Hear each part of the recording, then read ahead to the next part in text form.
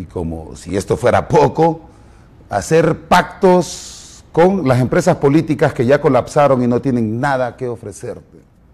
No obstante, se ha generado una contienda de dimes y diretes, que es el resultado de la poca capacidad de una casta política que no tiene formación humana para respetar los bienes jurídicos establecidos en una constitución que ha servido para hacer negocio, que ha servido para entregar lo público y para asesinar la figura central del artículo 59, que reza literalmente que la esencia suprema del Estado es el individuo, ese mismo que ahora se debate entre la vida y la muerte, producto de la corrupta institucionalidad que sigue llenando de perplejidad a la sociedad. Todo con un objetivo: cosificar al ser humano. Los medios de comunicación tienden esa cadena interminable de contenido basura, fatuo, y con el objetivo de crear un sentido común en la sociedad para que ésta no pueda tener ningún tipo de respuestas frente a un espectáculo que te presentan a diario, incluso los medios de comunicación, con el objetivo que sean eventos y no parte de un proceso en el que puedas cuestionar por qué de tu pobreza, por qué de la miseria, por qué del más de 1 millón de personas que tuvieron que huir de un país donde continúan los mediocres haciendo propuestas aleatorias, dispersas y sin sentido, mujeres y hombres pueriles con unas tesis de mentecato. Y que estos son las tribunas mediáticas las que le prestan esas plataformas donde, como decía José Adán Castelar, el poeta, la palabra es un personaje. Pero ¿qué tipo de personaje puede significar en un espermatozoide subdesarrollado como Juan Hernández, que la propuesta de Twitter es salir a correr? Un personaje oscuro, sórdido, corrupto, que nos hace apenarnos frente al mundo porque no es invitado, no es recibido, no hay relaciones comerciales con él, producto de sus antecedentes de corrupción, vinculado a toda una mafia nacionalista que desde el Congreso Nacional en el 2011 le entregaron a las transnacionales en el proyecto del Open for Business, que es la causa adyacente de todos los problemas que ahora quieren pasar como eventos. La pobreza, la miseria, la criminalidad, la inseguridad tienen como origen esa entrega jurídica que se le hizo a la empresa privada y las transnacionales. En un magno evento y con unas palabras que parecían muy bien elaboradas por un mercadólogo, planteó Juan Hernández y Porfirio Lobo Sosa, junto a Miguel Rodrigo Pastor, estos últimos tres vinculados a corrupción y señalados por el señor Savillón como parte del narcotráfico. Dijo: empresarios del mundo, aquí está Honduras para que hagamos negocio. Minutos después, Hugo Loren, en aquel entonces embajador de Estados Unidos en Honduras, dijo: Honduras ha metido un golazo. Y se comenzó a hacer un tejido jurídico de ley de trabajo temporal, ley marco de protección social, seguridad jurídica para la inversión, alianza público-privada, todas esas con consecuencias de corrupción y criminalidad en el caso cuando los pobladores reclaman el derecho que la tierra es de un dominio colectivo y no de apologistas económicos que continúan teniendo excedentes en la estructura financiera por corrupción. No podemos tener una liquidez tan obscena en los bancos con un país que traza una desigualdad como eje transversal de una sociedad que sigue esperando que lo gobiernen manos honestas, que lo dirijan personas que no regalen 100 empiras para comprar el sufragio que luego inventan como una democracia. En ese tipo de regímenes no se respetan los derechos humanos, no se estimula al ser humano para hacerlo desarrollar de manera lúdica, efectiva y lúcida. Es por ello que no se intenta tener educación de calidad, no se intenta tener a una sociedad conexa con la academia y con la institucionalidad. Si no, podamos ver hoy que se discute la elección del fiscal general de la República en el Facebook, en las redes sociales. Y la gente dice, ya está puesto. Nos están dando pan, nos están dando divertimento. Cuestiono esa categoría porque tiene elementos filosóficos. Estos son imbéciles. No tienen capacidad para elaborar proyectos más que esos que terminan con la muerte. Como dijera Eric Fromm, necrófilos que elaboran proyectos de muerte y que se sienten satisfechos viendo aquella cantidad de seres humanos que son un voto, un número, una estadística.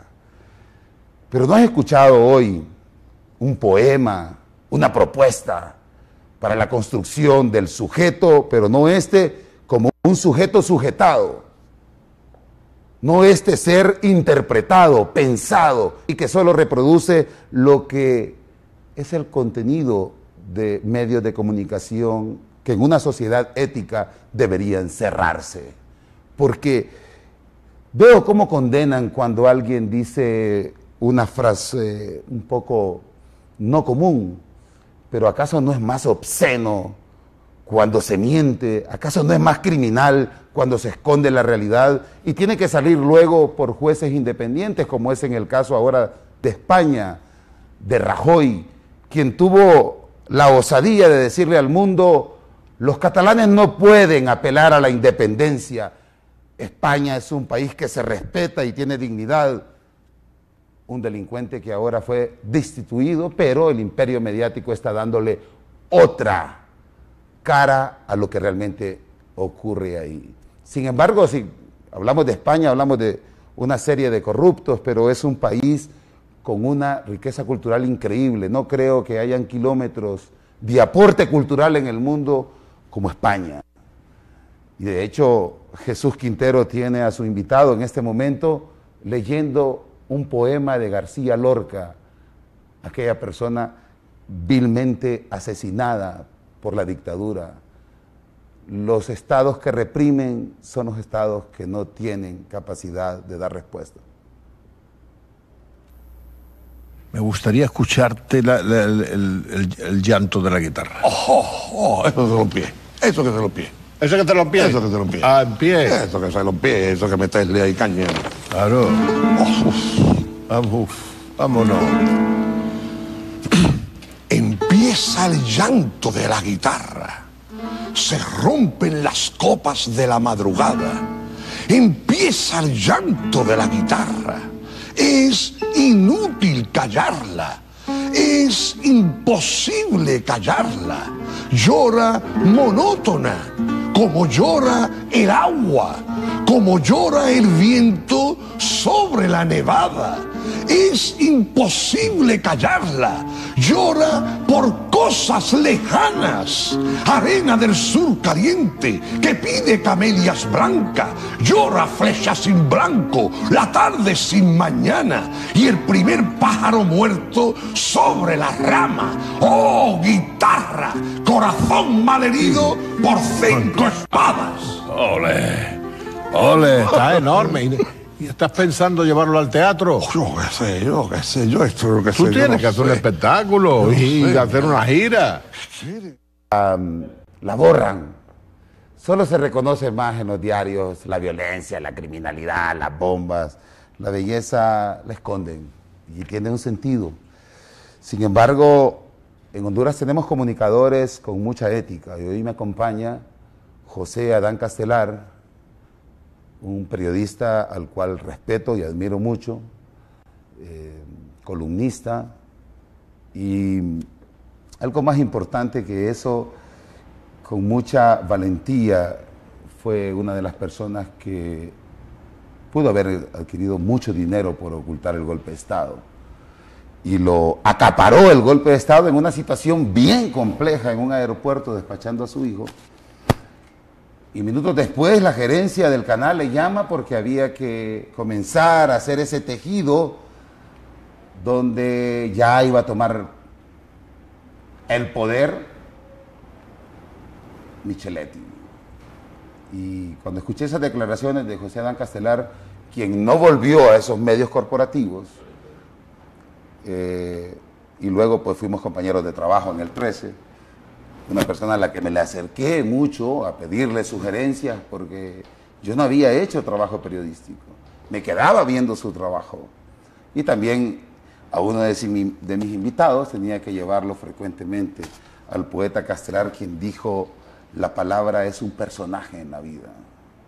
Entonces para mí es un enorme privilegio, Adán, de verdad, porque esa mañana pudiste tener una posición diferente, acomodada. Y me llamó la atención porque no había sido parte del melismo y todo, casi el 98% que te rodeaba había sido parte del melismo, claro. Pero después eran los conductores de las marchas de camiseta blanca y vos estabas al lado del pueblo. Gracias, José Adán, de verdad. Milton, muchas gracias.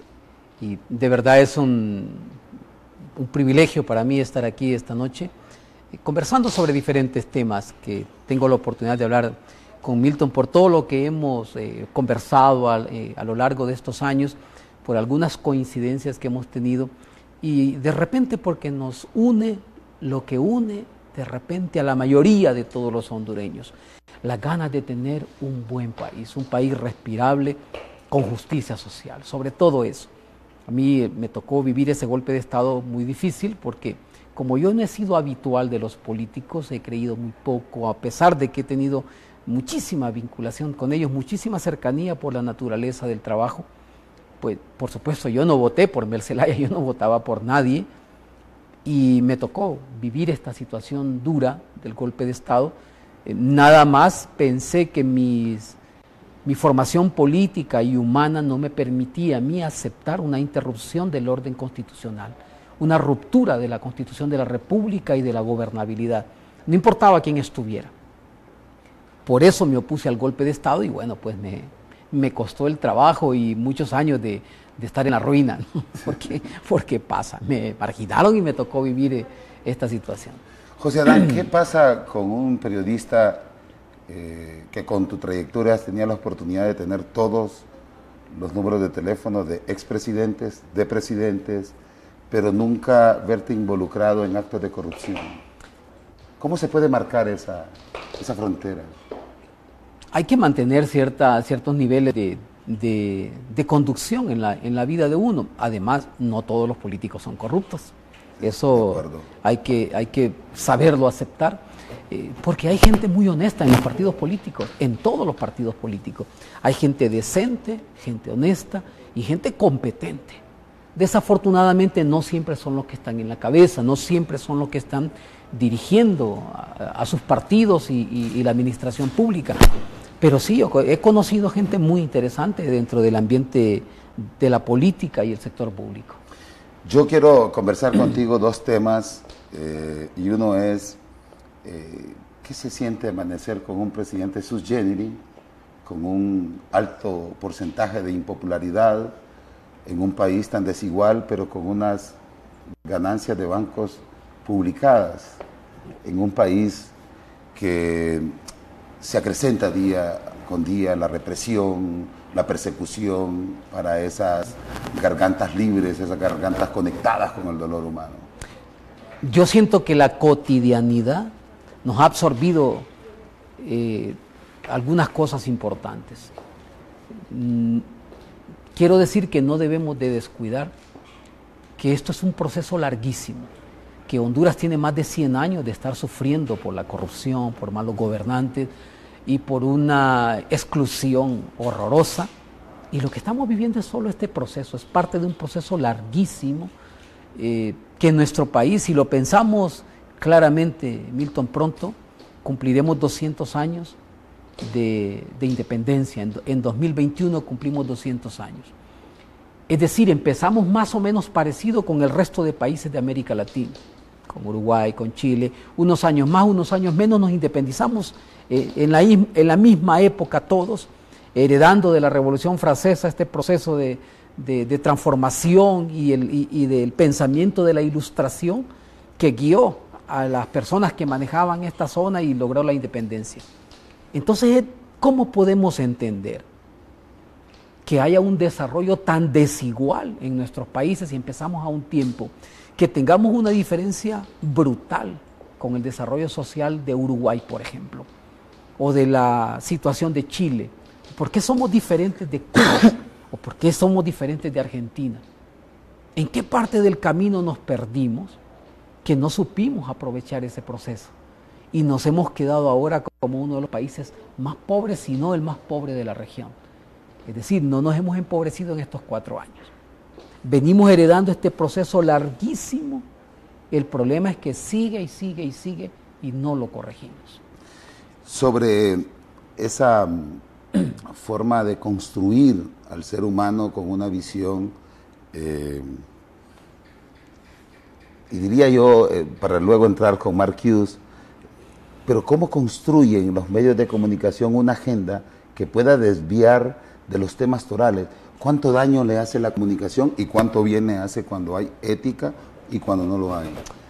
A veces he creído yo que no todo mundo, no toda la gente que opera en los medios de comunicación o que está en el entorno público creando opinión, está consciente de lo que hace. Muchos lo hacen por ignorancia, de verdad, de verdad.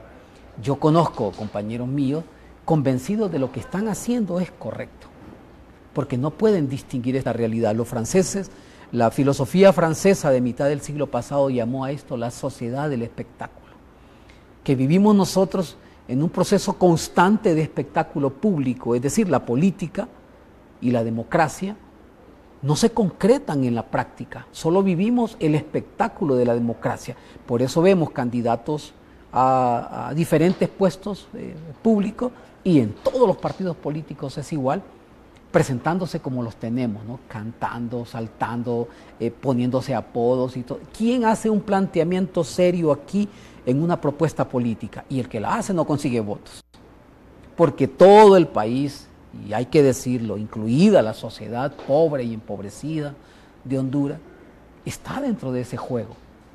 Si aparece un político serio proponiendo aquí un cambio verdadero, estructural, que es el problema que tiene el país, no consigue votos. Es increíble, pero está pasando eso. Entonces, la sociedad del espectáculo domina esto. Entonces, por eso surgen este tipo de candidatos que ganan, y estas campañas que ganan con cancioncitas. De hecho, miremos fácilmente un ejemplo clarísimo, la publicidad en nuestro país. La publicidad que tenemos nosotros, toda es cantada. Si uno escucha la radio, casi todos los anuncios van cantados, se cantan. Es muy raro que aparezca una voz en off dando una información sobre un determinado producto cualquiera. Aunque venda un refresco, un aceite para cocinar o lo que sea, lo cantan. Lo hemos heredado desde el siglo pasado, cuando la educación y la ilustración académica de las familias era menos que ahora y necesitaban cantarle para que pudiera entender los mensajes. Seguimos viviendo bajo esos esquemas antiguos y eso se nota en cualquier manifestación social, por supuesto en la política, donde se nota. Entonces ahí vamos a escuchar las campañas cuando vengan otra vez. Todos haciendo campaña, con música y corridos y estas cosas. Y eso es lo que pega. Es decir, es toda una sociedad que hay que transformar. El desafío de Honduras es titánico, porque es un problema estructural, repito. Desde abajo, todo hay que cambiarlo. ¿Qué rol juega los medios de comunicación en la construcción de ese individuo unidimensional con una sola visión, sin objetar cómo está viviendo, sin cuestionar o incluso atado a no poder dar respuesta a la miseria a la que lo están condenando con sus hijos e hijas? Por eso lo mencionaba antes, y hablábamos de este tema de Herbert Marcuse, de la Escuela Filosófica de Frankfurt. esta escuela alemana maravillosa que surgió el siglo pasado, y cómo planteó esto a través de ese libro que se llama El hombre unidimensional, que en esencia dice que el individuo será construido por los mensajes que lleven los medios, tanto así que nos han enseñado hasta los patrones de belleza. Por ejemplo, en los años 50, la figura de belleza que tenían era Marilyn Monroe. Era una mujer, por supuesto, de curvas y todo, pero tenía piernas gruesas y una mujer de una contextura diferente. En los años 80 este patrón cambió por completo. Eran mujeres extremadamente delgadas, delgadísimas, y nos presentaron a Julia Roberts como una figura de la belleza. Y ese patrón de belleza se va multiplicando. No vemos a una negra, hay negras bellísimas y no tienen patrones de belleza. Tampoco una chinita, la vemos como una mujer bellísima. No vemos a una china, indígena. O a una indígena, que hay mujeres guapísimas. Pero como el patrón de belleza, los medios de comunicación mundiales nos muestran una mujer rubia, blanca, ojos verdes o azules, van enseñando esos patrones. Y lo mismo pasa con los hombres, y lo mismo nos manejan la sed, la alimentación. Todo está condicionado por los medios de comunicación. Entonces el individuo empieza a pensar igual, y todos empezamos a pensar igual, es decir, en individuos de una dimensión, como lo planteaba Marcuse. El hombre unidimensional. Perdimos esa variedad mundial. Y es sorprendente porque cuando uno va a otros países y ve la gente, por ejemplo, va en invierno a Europa, en una reunión cualquiera, en la calle, en todas partes, todos se visten de negro, gris o azul marino, toditos. Nadie anda un traje clarito, un caqui, una cosa así, o un azul celeste, nadie. Todos andan oscuro. Entonces, por ser distintos, todos terminan siendo iguales. Y este patrón se ve en todas partes, en todas partes. Y eso que hacen los medios de comunicación masivos a nivel mundial y el cine y todo esto, pues también se ve en los pequeños detalles de nuestros países. Puede decir, va condicionando el pensamiento del individuo y no transformándolo, sino volviéndolo dócil, manejable. Entonces nos orientan a todo lo que pretenden desde ahí, ¿no? Es decir, nos crearon la necesidad de un teléfono celular. Y si yo salgo de mi casa y me dejo el celular olvidado, me siento inseguro en la calle. Siento que me puede pasar algo y no le voy a avisar a nadie. Pero hace 15, 20 años nos íbamos sin celular y no pasaba nada. Entonces, esta necesidad que nos va creando es un sistema completo del mundo que crea necesidades para el consumo y crea esto que tenemos ahora, este hombre unidimensional que anunció Marcuse hace tiempo.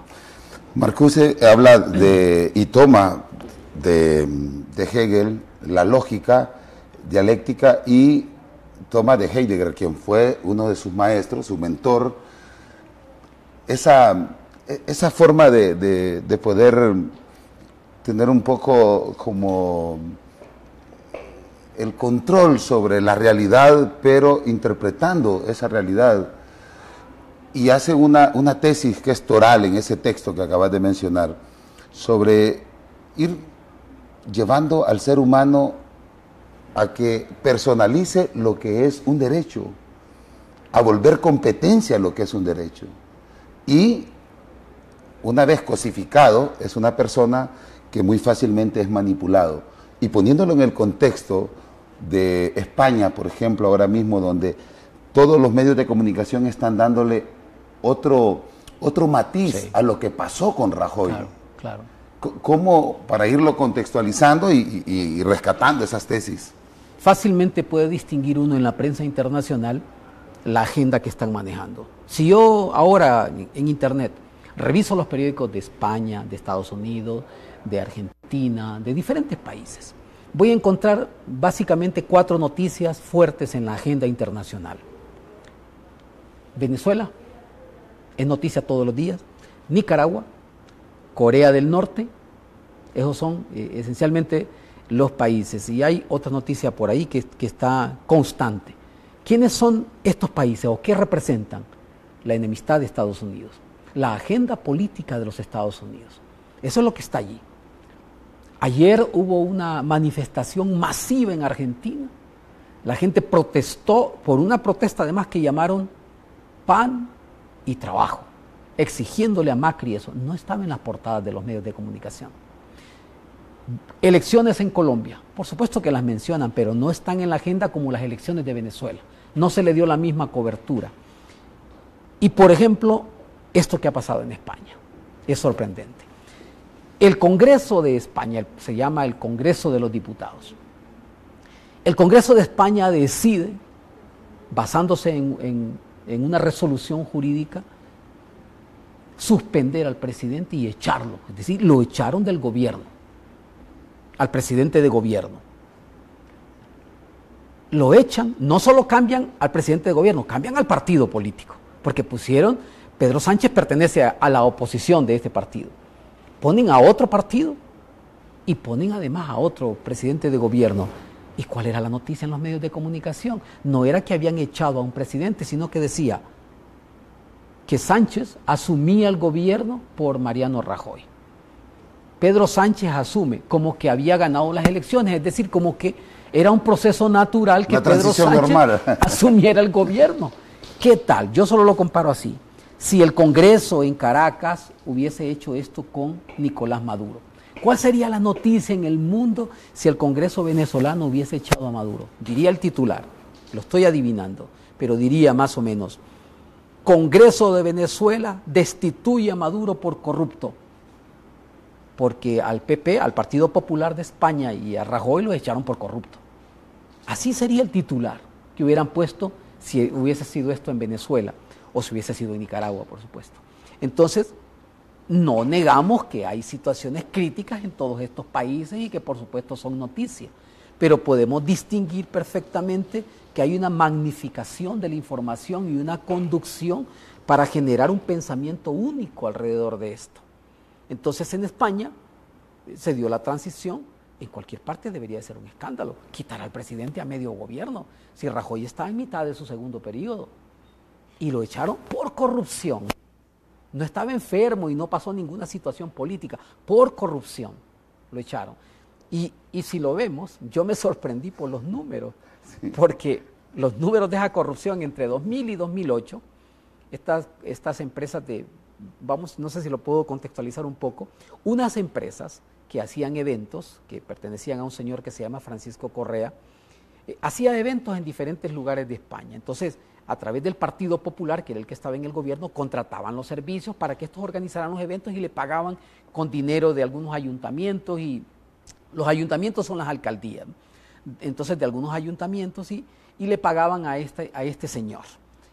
Descubrió la justicia española de que los precios estaban alterados y de que se estaba pagando más de lo que era y tal.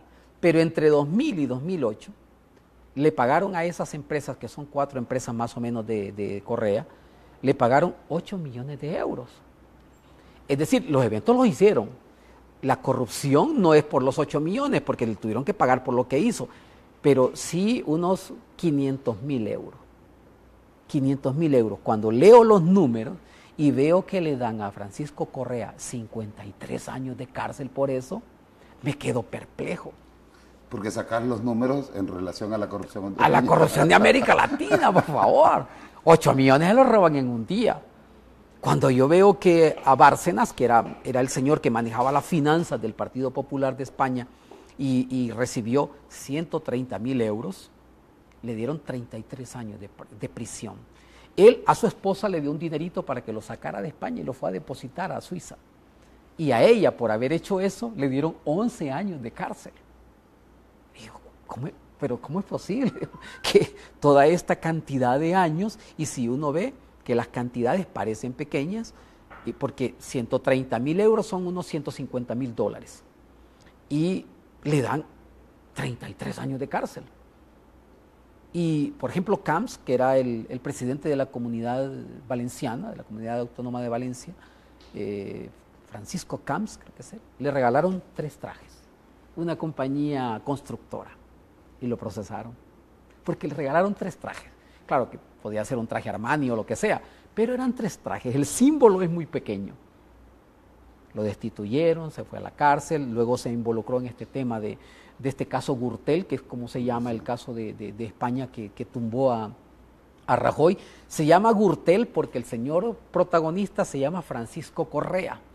Y Correa en alemán se dice Gürtel. Realmente no tiene nada que ver con el idioma alemán ni con nada, pero para darle una clave al escándalo le pusieron el apellido del señor en alemán y se llama el caso Gürtel. Con esto acusaron a un montón de gente. Bueno, es más, Rajoy suspendió los contratos de esta compañía desde 2004. La sentencia no va contra Rajoy, sino que vieron que el partido político de Rajoy, el Partido Popular, recibió dinero de esa corrupción. Entonces, a quien condenaron fue al partido. Entonces, como condenaron al partido, presentaron en el Palacio de Congresos, en el Congreso de los Diputados, una acusación contra el Partido Popular para suspenderlo del gobierno. Y así sacaron a Rajoy y al partido de ahí. Si nosotros lo contextualizamos, sería como cuando el Partido Nacional toma los cheques del Seguro Social. Por ejemplo. Porque lo del ayuntamiento y todo esto es como el ONGismo, por ejemplo, sí, acá en el que se involucró, que en los proyectos de Vida Mejor se han encontrado alrededor de más de 140 diputados involucrados en actos de corrupción. Sin embargo, aquí debería estar no solo expulsado el Partido Nacional, sino que tendrían que estar privados de libertad todos estos corruptos. Claro, claro. Y está el caso del Infob, por ejemplo. Sí. Ahora, el Banco de los Trabajadores, hay un montón de escándalos de corrupción. De escándalos de corrupción bajo esa misma modalidad. El asunto es que cuando pensamos en el Partido Nacional, ya sabemos que tiene una imagen de corrupción y todo lo que ha pasado, pero ojo con lo que pasa en otros partidos y lo que ha pasado en otros momentos. ¿Por qué digo esto? Porque yo leía una información, y voy a hablarlo así con el nombre que tiene, siempre hablando de España. A raíz de toda esta movilización que hubo con los indignados en España, ya sabemos, surgió un partido político, el partido Podemos. Es un partido progresista que le quitó muchísimos votos al Partido Socialista Obrero Español y algunas otras agrupaciones de izquierda que había y se juntaron en el partido Podemos. El líder de este partido que lo conduce, al menos la cara visible, es Pablo Iglesias, ¿no? Que es un maestro universitario que usa coleta y anda de camisa y muy relajado. Pablo Iglesias da clases en la universidad y está en el partido y luego ganó una diputación y está en el Congreso de los Diputados. Yo me sorprendí, porque Pablo Iglesias, con su pareja, compraron un chalecito. En España le llaman chalet a estas casas que tenemos nosotros, porque ellos viven todos en edificios. Entonces vivir en una casa que está puesta en el suelo es más caro, no solo porque la casa es más cara, sino que el mantenimiento y todo esto es bien caro allá. Entonces, para tener un chalet hay que tener un ingreso. Estaba fuera de la ciudad también. Está fuera, más o menos como si estuviera en el Hatillo. Y digo por qué en el Hatillo si estamos respecto a Tegucigalpa, porque él se fue a una montaña que hay ahí, que hay un puerto de nieve y ahí cuando es invierno van a nevar y van a esquiar y todo. Ahí está la casa de él. Entonces, él vivía en Vallecas, creo. Es un barrio obrero de España. Vallecas se construyó hace algunos años para instalar ahí a muchísimas familias obreras, de ahí es el equipo Rayo Vallecano, por eso se llama así, porque es de Vallecas, y la muchacha creo que es de una comunidad que se llama Vacia Madrid, también una zona obrera. Se juntaron como pareja y compraron un chalet en la Sierra de España, que es más cara, 615.000 euros cuesta la casa que compraron. ¿Por qué digo el precio? Porque es que salió publicado. Sí. Es decir, yo puedo entrar en internet ahorita y ver la casa que compró Pablo Iglesias. 615.000 euros. Sacó una hipoteca por 30 años. Está el nombre del banco, de cuánto es la hipoteca, y va a pagar 1.600 euros mensuales. Y de hecho es un proyecto con su esposa que es senadora también, o sea, que es diputada. Exactamente. O sea, que es un proyecto de toda una vida. Entonces, la casa la publica, es decir, yo vi las fotos de la casa. La sala, el comedor, el patio, y que se fueron a vivir con 3 perros y van a tener gemelos ahora en otoño. El timbre malo. Y un montón de cosas. Todo sale publicado. Entonces dice, bueno, la casa la va a pagar en 30 años, porque como es un hombre joven le dan un préstamo por 30 años, y va a pagar 1.600 euros por esa vivienda, y la va a tener con su esposa mancomunada, y el préstamo lo consiguieron a tanto porcentaje y tal. todo sale publicado. Vamos a ver, conocemos nosotros de algún político de Honduras, cualquiera, no solo pensamos en el presidente, cualquiera. ¿Cómo compró su casa? ¿Cómo compró su carro? ¿Tenemos alguna idea de cómo han llegado a tener lo que tienen los funcionarios públicos a través de la historia de Honduras? No solo lo midamos ahora, nunca lo hemos sabido. Entonces, esas formas de transparencia son las que permiten manejar distinta la política. Ahora, cuando te echan de esa corporación televisiva, hay un dato importante. José Adán Castelar es el mismo en las corporaciones televisivas y es el mismo afuera. Sí. Porque es difícil hacer dinero honestamente. Sí. En términos de honestidad. Sí. Entonces, ahora, pero hay algo para contextualizar que siempre has condenado, y es la forma demagógica de las personas que siempre salen involucradas en corrupción, pero que antes, y te invito a que veamos a Rajoy, diciendo, cuando detiene el proyecto de independencia de Cataluña, dice, España no se puede permitir, y además nos están viendo con buenos ojos porque nosotros somos, aparte de serios, muy serenos para resolver los problemas. Y ya estaba robando. Veamos, y te invito, y a los televidentes, a ver cómo funciona esa construcción que nos acaba de relatar muy sistemáticamente Adán Castelar, que puede ser noticia cómo compra un político una casa, que puede ser un proyecto de vida, puede acaparar todos los medios de comunicación para desviarnos de este proceso corrupto que hoy solo dice, ahora Pedro Sánchez es el presidente de España. No dice Rajoy es delincuente, porque los corruptos es delincuencia. Y ahí es donde la hipocresía mediática, por ejemplo, Callejas está con grilletes, está privado de libertad por delincuencia, por lavado de activos, por concierto delictivo. Entonces, aquí no se dice eso.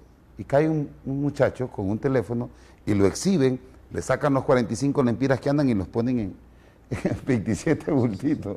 Entonces, veamos qué dicen los delincuentes cuando todavía no quieren aceptar que son corruptos. Hoy no ha habido un referéndum de autodeterminación en Cataluña.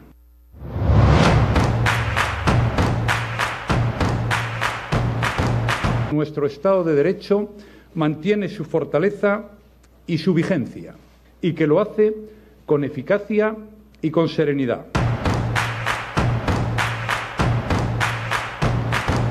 Hemos sido un ejemplo para el mundo. Hoy ha prevalecido la democracia porque se ha cumplido la Constitución.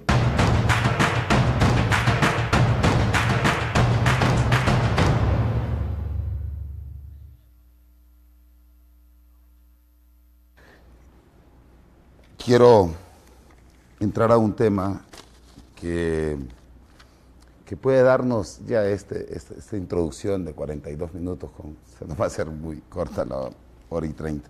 Es bien fácil hablar con personas honestas. Sí. Sí, lo difícil es hablar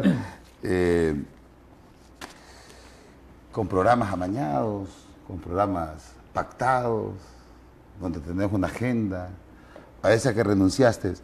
Un acto de corrupción política de los más grandes que he venido condenando en este programa, y me gustaría analizarlo contigo, es cuando el Partido Liberal desestima asumir la presidencia del Congreso Nacional. Y ahora tiene a un individuo con poderes suprapresidencialistas haciendo leyes para toda esta clase parasitaria que se sigue enriqueciendo con la sangre del pueblo. Cuando pasó en el gobierno anterior, ¿no? Que Sí. fue cuando el Partido Liberal tuvo la oportunidad de presidir el Congreso. Probablemente el Partido Liberal perdió una oportunidad extraordinaria en ese momento, porque al asumir la presidencia del Congreso se hubiese recuperado como partido, por favor, estaría en el poder haciendo cosas. Pudo haber creado un equilibrio entre las decisiones del Partido Nacional y ellos y recuperarse de una forma impresionante.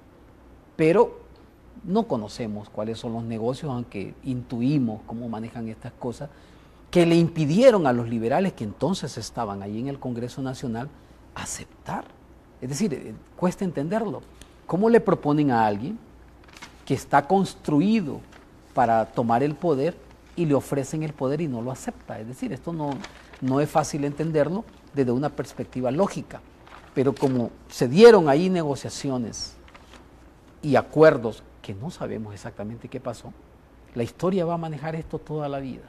¿Cómo es posible que le digan a los liberales, mira, aquí está el Congreso, se lo entregamos para que ustedes lo manejen, y ellos digan, no queremos, no lo entendemos, ¿no? Porque no sabemos lo que pasó alrededor. Y siento que se perdió esa oportunidad inmejorable para ellos, y están ahí por donde están, ubicados, y lo digo que es lamentable por lo que ha sido tradicionalmente el Partido Liberal en más de 100 años. Era una fuerza política la más importante de repente de Honduras y ha quedado en despojos, solo por la decisión de 4 o 5 dirigentes de su partido. ¿Cómo debería ser en este momento, Castelar? Si podemos ilustrar a la gente que nos está viendo en Asia, nos ven en África, ya reportan su sintonía en Estados Unidos, en Sudamérica, y tú que estuviste en medio de esa matriz informativa de un imperio mediático que construye la verdad, porque esa era una de las más relevantes propuestas de Marcuse, que lo dañino de esta propuesta del humano unidimensional es que va a ser interpretado, va a ser pensado y va a ser manipulado. ¿Cómo se construye en un medio de comunicación lo que se tiene que vender? Y pongamos como ejemplo ahora mismo que está la elección del fiscal.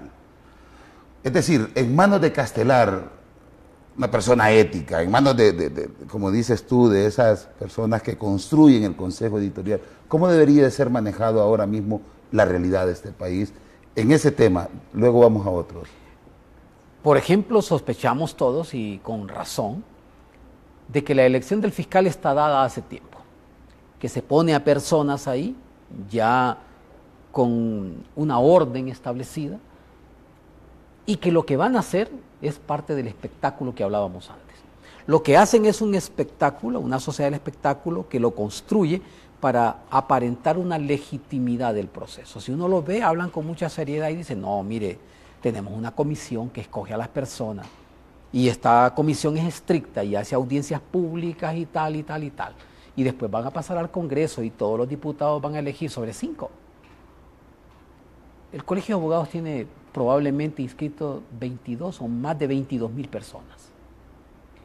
No debería de ser complicado encontrar una persona honesta, competente, entre todos los 22,000 abogados. De repente se ponen unos requisitos que parece que solo falta que les asignen el nombre a quienes quieren ahí.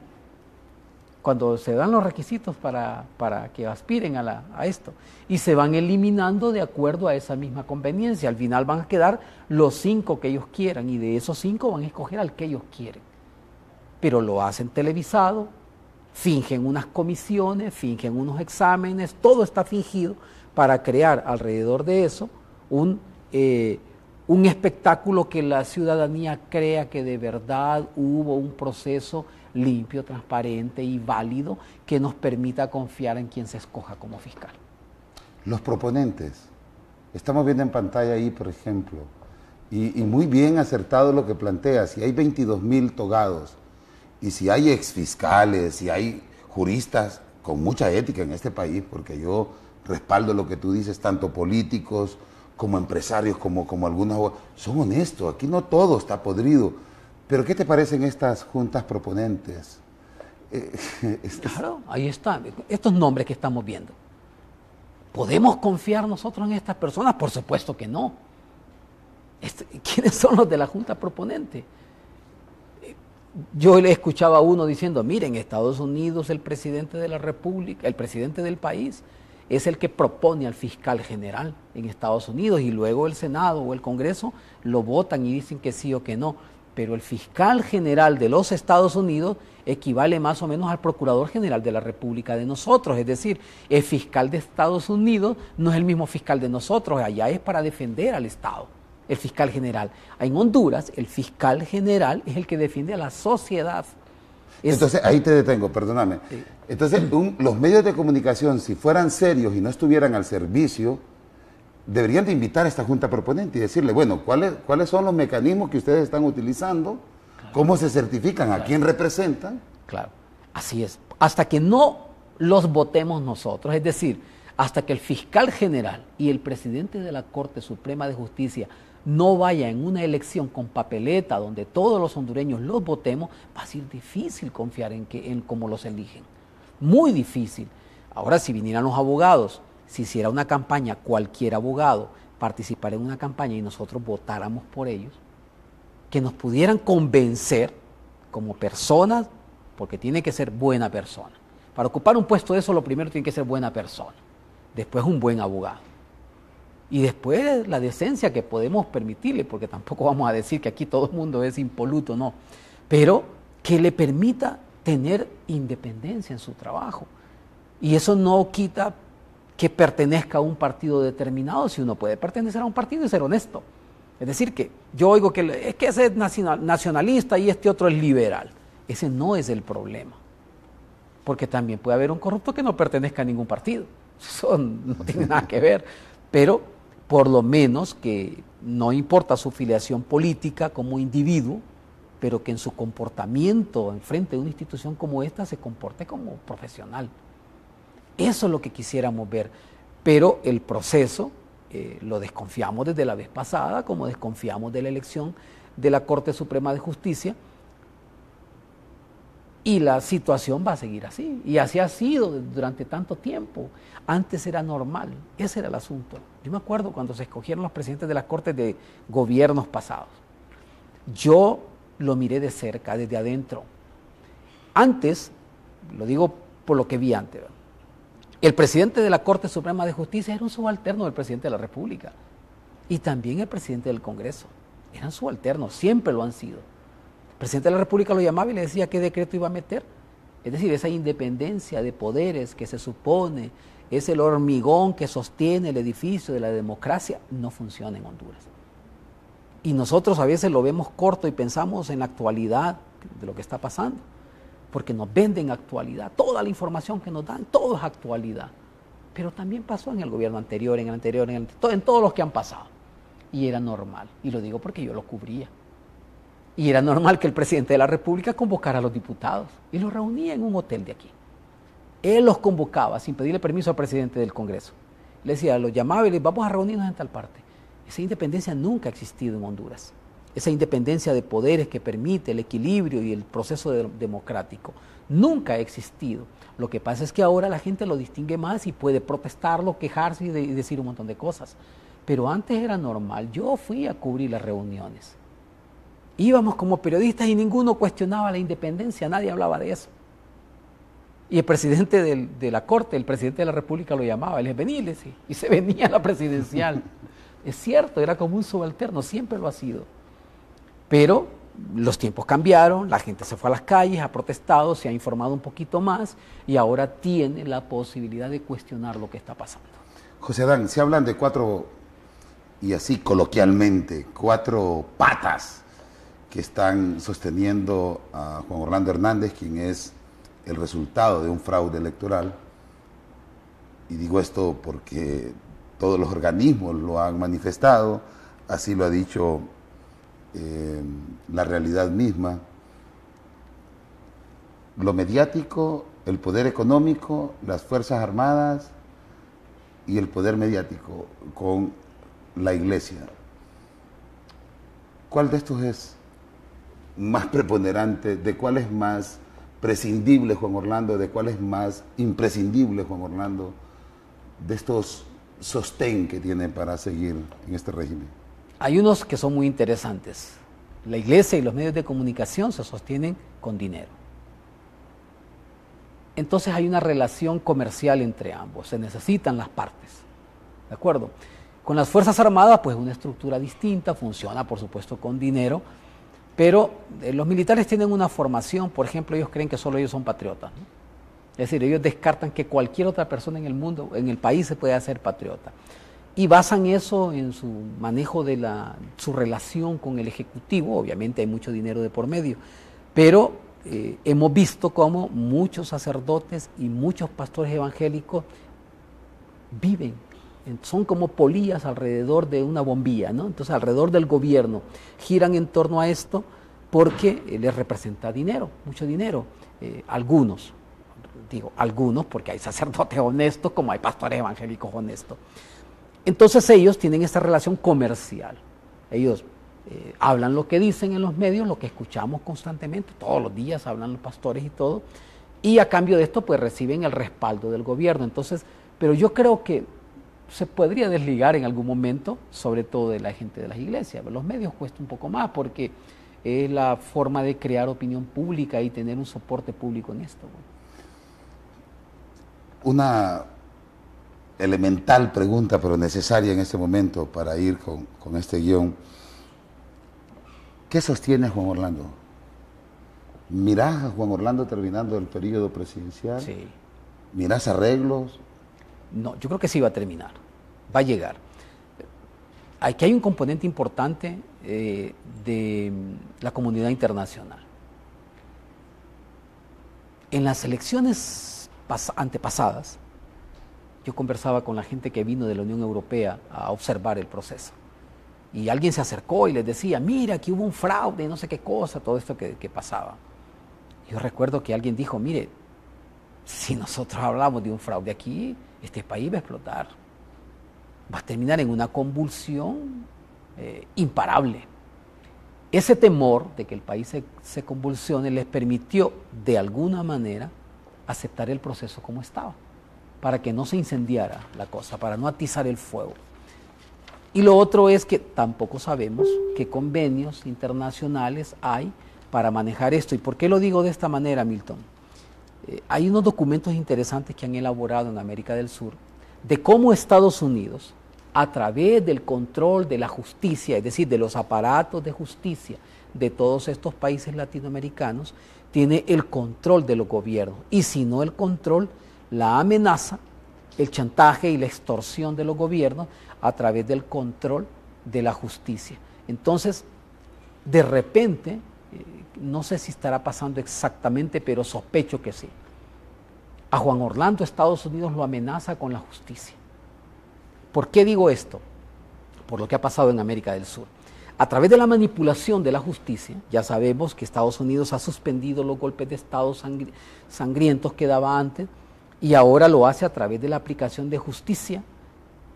Vemos el caso de Lula da Silva en Brasil, de Dilma Rousseff. Jueces preparados por USAID juzgándolos. Y no tenía el juez, este apellido Moro que condenó a Lula o que encarceló a Lula, un argumento sólido, un documento ahí en su mano para meterlo preso, pero presume él que Lula es culpable. Y con esa presunción lo metió preso. Cristina Kirchner está procesada en Argentina por la justicia, manipulada y controlada por Estados Unidos. Cuando uno lee, ¿por qué acusaron a Cristina Kirchner? Un grupo terrorista voló la mutual israelí que hay allí, es decir, un edificio que pertenece a una organización israelí. Acusaron de que habían sido terroristas iraníes y que Cristina Kirchner estaba tapando a esos terroristas junto al gobierno de Irán que los estaba protegiendo. Un juez o un fiscal está llevando el caso, apellido Nisman, muere Nisman y también acusan a Cristina Kirchner de que estaba atrás de esa muerte. De eso la acusaron. No hay una prueba concreta que diga que Cristina tiene que ver con eso. Entonces la acusaron. Pero sí estaba el 94% encabezado por la nata en el poder mediático haciendo esa verdad. Así es. Entonces luego ya sabemos todo lo que ha pasado. Por ejemplo, en el entorno de Cristina, algunos funcionarios de ella y parientes de ella creo, salieron implicados en lo que llaman Panama Papers, en estas empresas fantasmas que se crearon en Panamá para sacar dinero de todos los países, de Honduras incluso, ¿no? Y aparece en el entorno de Cristina gente vinculada a estas empresas offshore, como le llaman, empresas fantasmas que sacan dinero para paraísos fiscales. En el entorno de Cristina y la salpican a ella. Por favor, Macri tiene 18 empresas offshore. Macri tiene dinero que sacó él y su familia y lo mandó a Suiza, a Caimán, a un montón de países, y ahí no lo mencionan en los Panama Papers, o por lo menos no tiene este cuestionamiento. Entonces, a través del control de la justicia, Y con un tema que es muy popular como la anticorrupción, Estados Unidos está manejando todo esto. Es la agenda de ellos. Porque facilito, mantener una lucha anticorrupción es popular. Todos somos anticorrupción en todos los países. Todo el mundo es anticorrupción. Entonces es facilito a través de estos mecanismos. Entonces cuando uno piensa, ¿cómo se maneja la situación de la justicia en Honduras? ¿Quiénes son los de la Corte Suprema? Claro, los manipularon y los controlaron en el Congreso para ponerlos ahí, pero los vehículos que usan los magistrados de la Corte Suprema de Justicia, unas camionetas blindadas que hay, ¿quién las paga? La Embajada de los Estados Unidos las alquila ahí en esa empresa, en una empresa de aquí. ¿Quién paga a los fiscales? ¿Quién paga la UFESIC, la Maxis, el CNA? ¿Quién paga todo esto? ¿Qué relación tiene Estados Unidos con los organismos de control de justicia en nuestro país? No estoy diciendo que no haya independencia en las organizaciones y todo, pero es sospechoso que estén tan metidos, tan adentro.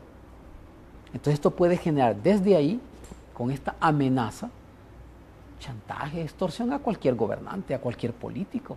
Si no me das esto, pues bueno, y se lo dicen clarito, te sacamos esto. Entonces, hay muchísimo control de la comunidad internacional con lo que está pasando aquí.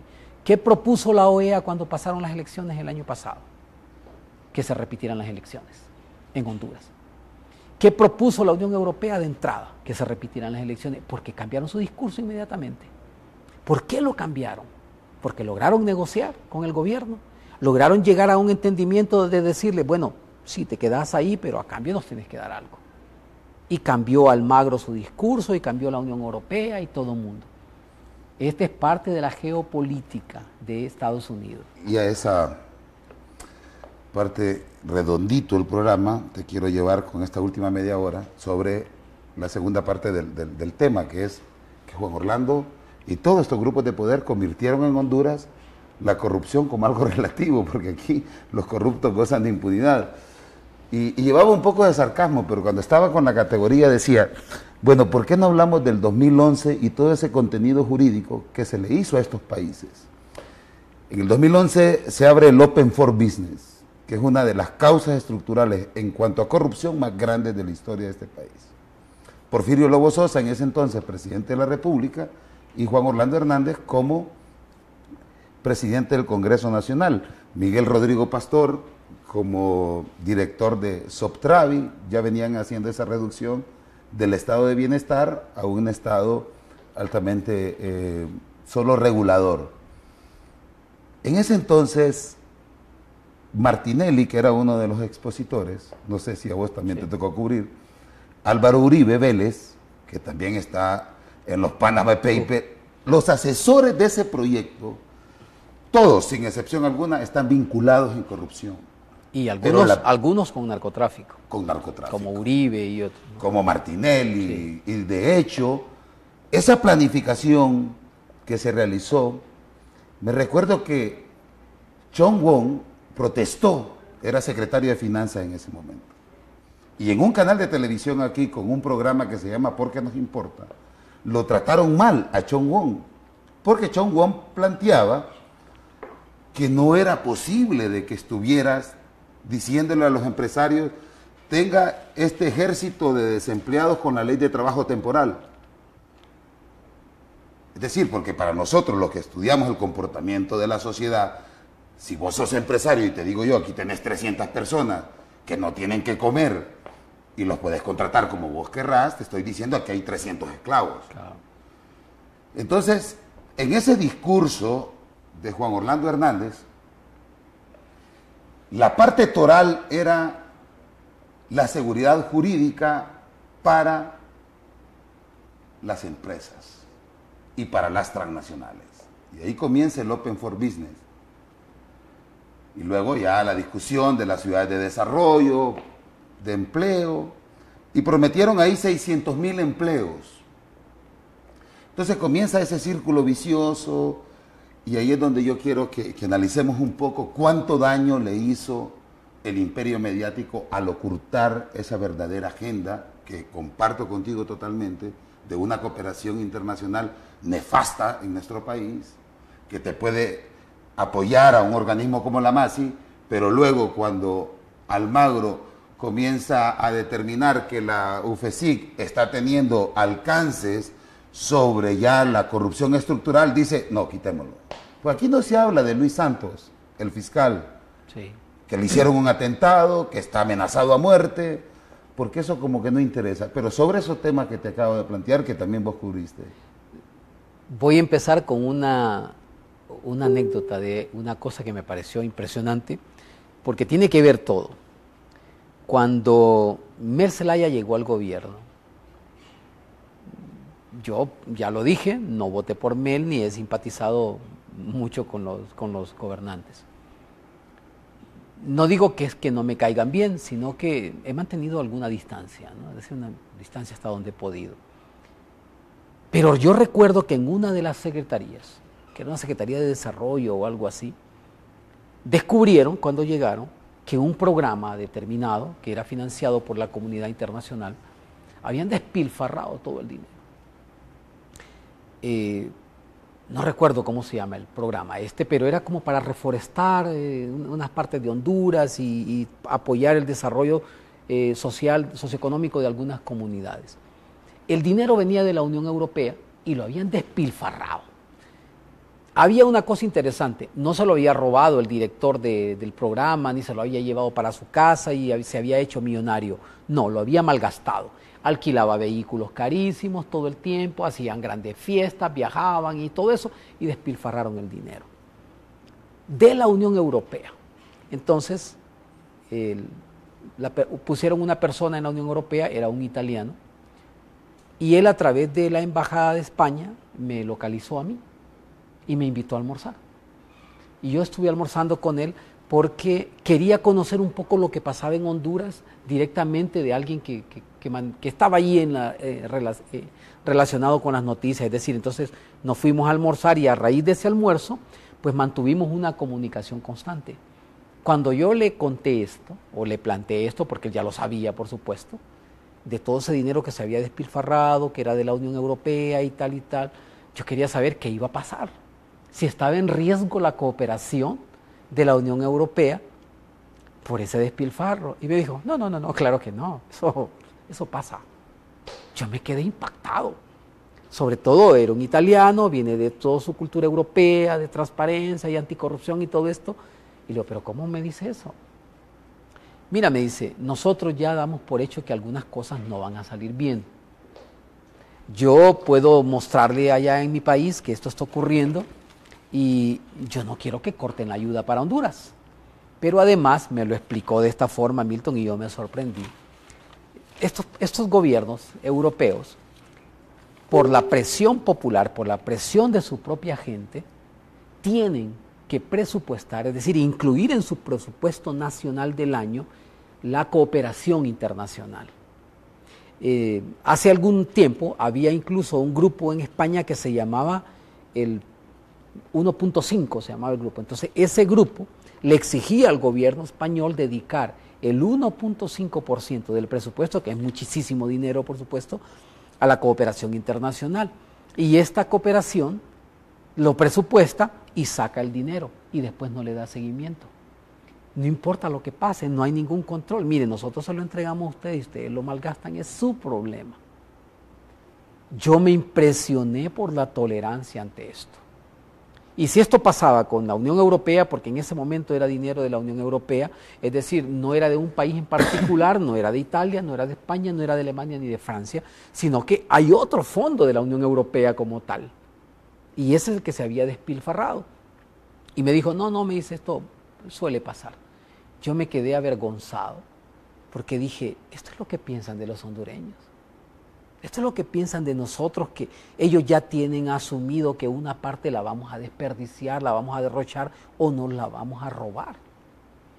Esto es lo que está ya en la conciencia clara de los europeos. Yo me quedé impresionado. Pero ahí es donde cobra vigencia lo que planteaba Marcuse. Esa democracia neoliberal fracasó y él te está respondiendo en función a esa democracia neoliberal, claro, que es permisible a la corrupción.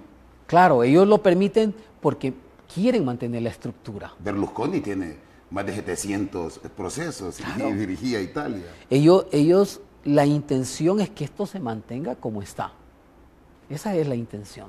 Entonces no van a participar ellos en algo que cree una inestabilidad y una duda acerca de un sistema. Porque el problema de Honduras es el sistema.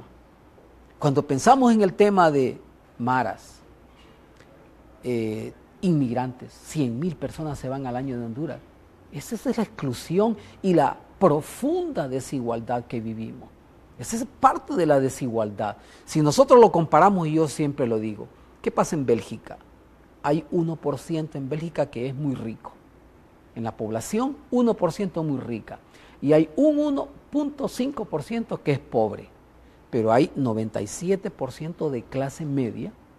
Impresionante. La clase media de Europa es la que gana suficiente para pagar su casa, un vehículo, un viajecito de vacaciones, los estudios, la salud y su vestido. Es decir, vive. Y es el 97%. Como son tantos, no se notan los poquitos ricos ni se notan los poquitos pobres. Pero ¿qué pasa en un país como Honduras? Tenemos 1% de ricos como Bélgica, pero tenemos 76% de pobres. Y una maltrecha clase media de 10%, que es la que soporta todo, los impuestos, toda la carga, porque los pobres muy pobres no van a pagar impuestos, si no tienen con qué comer, ¿cómo van a pagar impuestos? Y los muy ricos tampoco pagan porque tienen privilegios. Entonces, esa profunda desigualdad es lo que nos ha generado la miseria en la que estamos viviendo. Y tiene que ver, por supuesto, con la estructuración de los gobernantes y de los gobiernos y de la cooperación y de todo un sistema construido para mantenernos así. Te invito a ir haciendo conclusiones. Me llamó la atención, recientemente conversábamos con Carmen Aristegui y dialogábamos de cómo también los imperios mediáticos se van destruyendo. Y sacábamos a relucir, en México, por ejemplo, hay 750 frecuencias abiertas para los y las mexicanas. 375 frecuencias de esas son de Televisa, 250 son de TV Azteca. Carlos Slim, los banqueros ya están comprando. En Honduras no es la excepción, decía Carmen, el 94% de los medios de comunicación son propiedad de banqueros y empresarios. Sí. ¿Hacia dónde vamos? Con los que generan el daño, tienen la forma de construir una verdad. Es lo que hablaba aquel señor Barbón de Alemania hace 200 años, don Marx, ¿no? Sí. Don Carlos Marx. Que aquí es un gran temor. Claro, es decir, es increíble cómo le temen, pero porque no lo conocen. Siempre lo desconocido genera miedo, ¿no? Entonces, aquí hay gente que no sabe que trabaja solo 8 horas al día por culpa de Carlos Marx, sí, y que tiene vacaciones y que le pagan una seguridad social y todo, y que los niños no trabajan por culpa de Carlos Marx. La gente no lo sabe. No sabe que tiene vacaciones y que tiene derecho al fin de semana libre por culpa de ese señor Barbón que desprecian. Y no que se apela a la igualdad y que los medios de producción tengan ese comportamiento social. Eso, la gente no sabe que todo eso lo planteó. Cuando Marx escribió su manifiesto y creó su libro El Capital, los niños trabajaban con toda naturalidad. Era normal que un niño trabajara y no estudiara.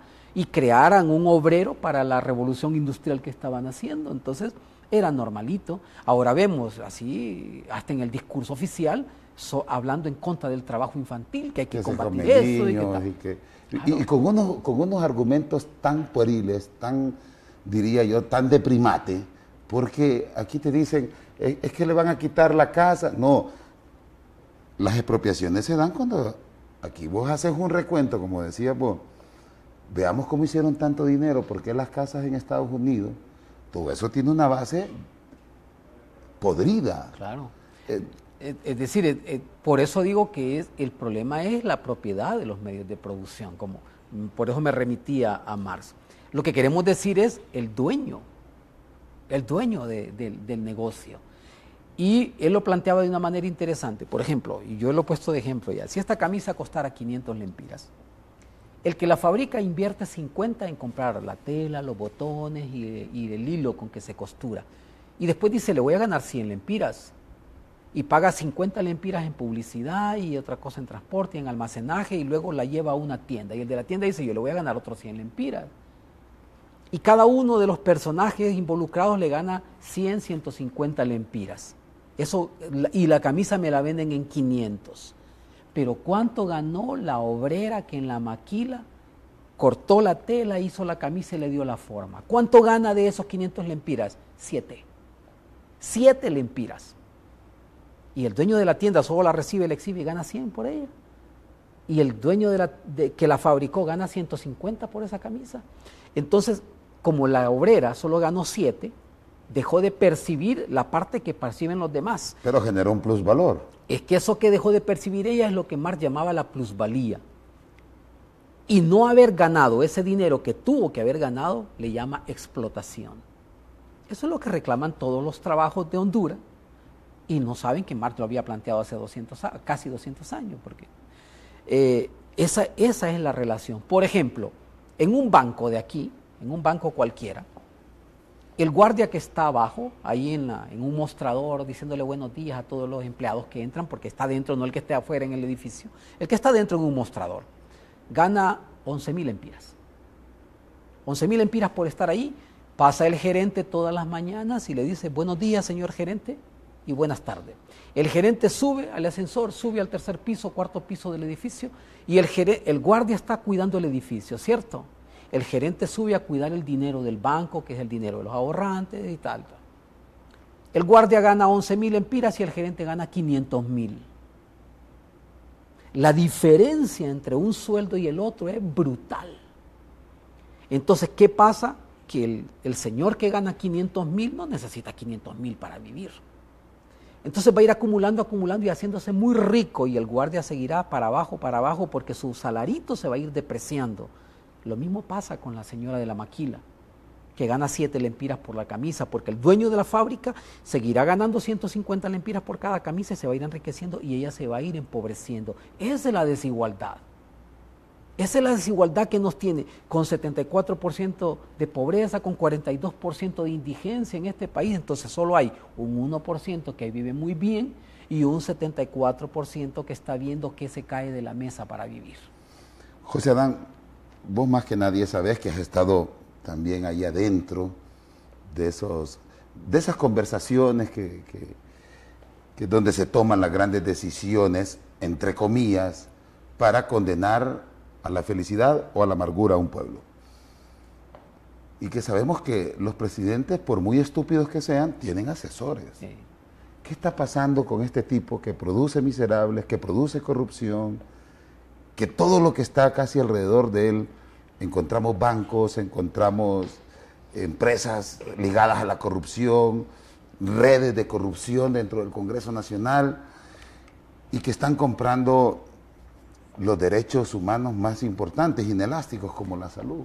¿Qué le pasaría a Juan Orlando Hernández si estuviera en contra de la bancocracia de Honduras? ¿Qué le pasaría a Juan Orlando Hernández si ajustara los precios del combustible en contra de las 4 empresas que lo importan? ¿Qué le pasaría a Juan Orlando si se fuera en contra de los que venden bebidas azucaradas, de todos estos negocios que hay en Honduras, de toda esta comida chatarra que intoxica al pueblo de Honduras? Tenemos ahora mismo un problema de salud pública gravísimo, muchísimos hondureños, no se hablan en los medios de comunicación, con cáncer colon rectal, por la comida chatarra. ¿Qué pasaría si Juan Orlando Hernández titubeara un poquito y los amenazara? ¿Qué le pasó a Mel Zelaya? Le dieron golpe de Estado. Al que se ponga ahí lo van a tumbar. Al que se les ponga, porque todavía hay un sistema donde ya no manda el presidente. Mandan esto que llamamos poderes fácticos, que se ha dicho tanto poder fáctico que la gente no lo entiende. El poder fáctico es el que obtiene poder sin haber ido a elecciones, el que ejerce poder sin que hayan votado por él, que son las iglesias, los militares, los empresarios. Los bancos. Ellos ejercen poder. Los bancos ahora son dueños de salud, de la previsión social. Por eso un señor... Yo me asusté cuando Banco Atlántida, porque consideraba que eran un poco honestos. O sea, yo nunca he creído en la honestidad en los acumuladores de recursos. Sin embargo, miraba que no estaban tan involucrados en corrupción y todo. Y cuando montan esto de las AFP, descapitalizan al RAP, y ahora son los dueños de la previsión, dueños de la salud. De las farmacias, de los hospitales. Es decir, ¿cómo nació la banca en la Roma imperial? Era un tipo, como la gente venía a vender mercaderías a Roma, y como eran campesinos que cultivaban, traían su mercadería y le pagaban en el denarius, que era la moneda romana, y la gente no sabía contar muy bien, no sabía valorar el dinero y sumar, multiplicarlos. Entonces había tipos que sabían de números, había tipos que para esto, y ponían una mesita y una banca, y venían y le contaban al señor y le daban sus números y todo. Por eso se llama banca, porque se sentaba en una banca, y viene del latín, ¿no? En Roma se hablaba latín, no existía el italiano todavía. Tampoco. Entonces se sentaba y entonces la banca, por eso viene la banca. ¿Y para qué servía él? Solo intermediaba entre el comprador, el vendedor y tal, y él ganaba una cosa y se iba con eso. Y a partir de ahí, claro, cuando hacía malas las cuentas y el tipo se enojaba, entonces le rompía la banca. Entonces se decía que la banca había quebrado, ¿okay? Entonces la quiebra de la banca porque la rompía. Entonces, la historia convirtió la banca en algo esencial, Milton. Recibir dinero del público y prestar. Esa es la esencia de un banco. Y estos de aquí ahora tienen farmacias, hospitales, venden recargas, recargas de teléfono, tienen los servicios públicos controlados, todo lo tienen los bancos. Ahora el Estado se convirtió en el mejor cliente de ellos. Claro, por eso hay un señor amigo mío que conoce estos temas y me los explica, y él le llama la bancocracia, que en Honduras lo que vivimos es una bancocracia, y los poderosos de aquí son los dueños de los bancos.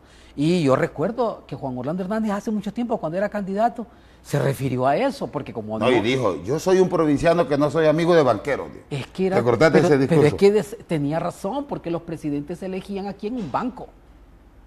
Aquí cuando existía aquel Banco Bamer, se reunía y, bueno, ¿y ahora a quién le toca? No, vamos a poner aquel de presidente. Así se ha hecho y así sigue ocurriendo.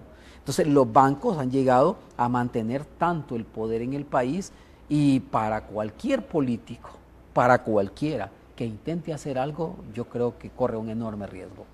Bueno, de hecho, los golpes de Estado son en función de eso. Claro.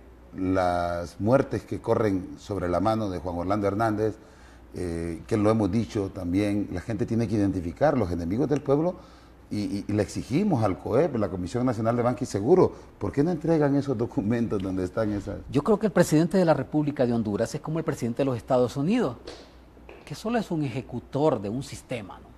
Es decir, el presidente de los Estados Unidos, ¿qué decide? Donald Trump lo único que hace es decir un montón de barbaridades, sí. Pero hay una estructura atrás de él, que es el que mantiene las guerras, los sistemas de ventas de armas, el control de la banca y toda la parte financiera. Es un grupo que nadie conoce y son multimillonarios.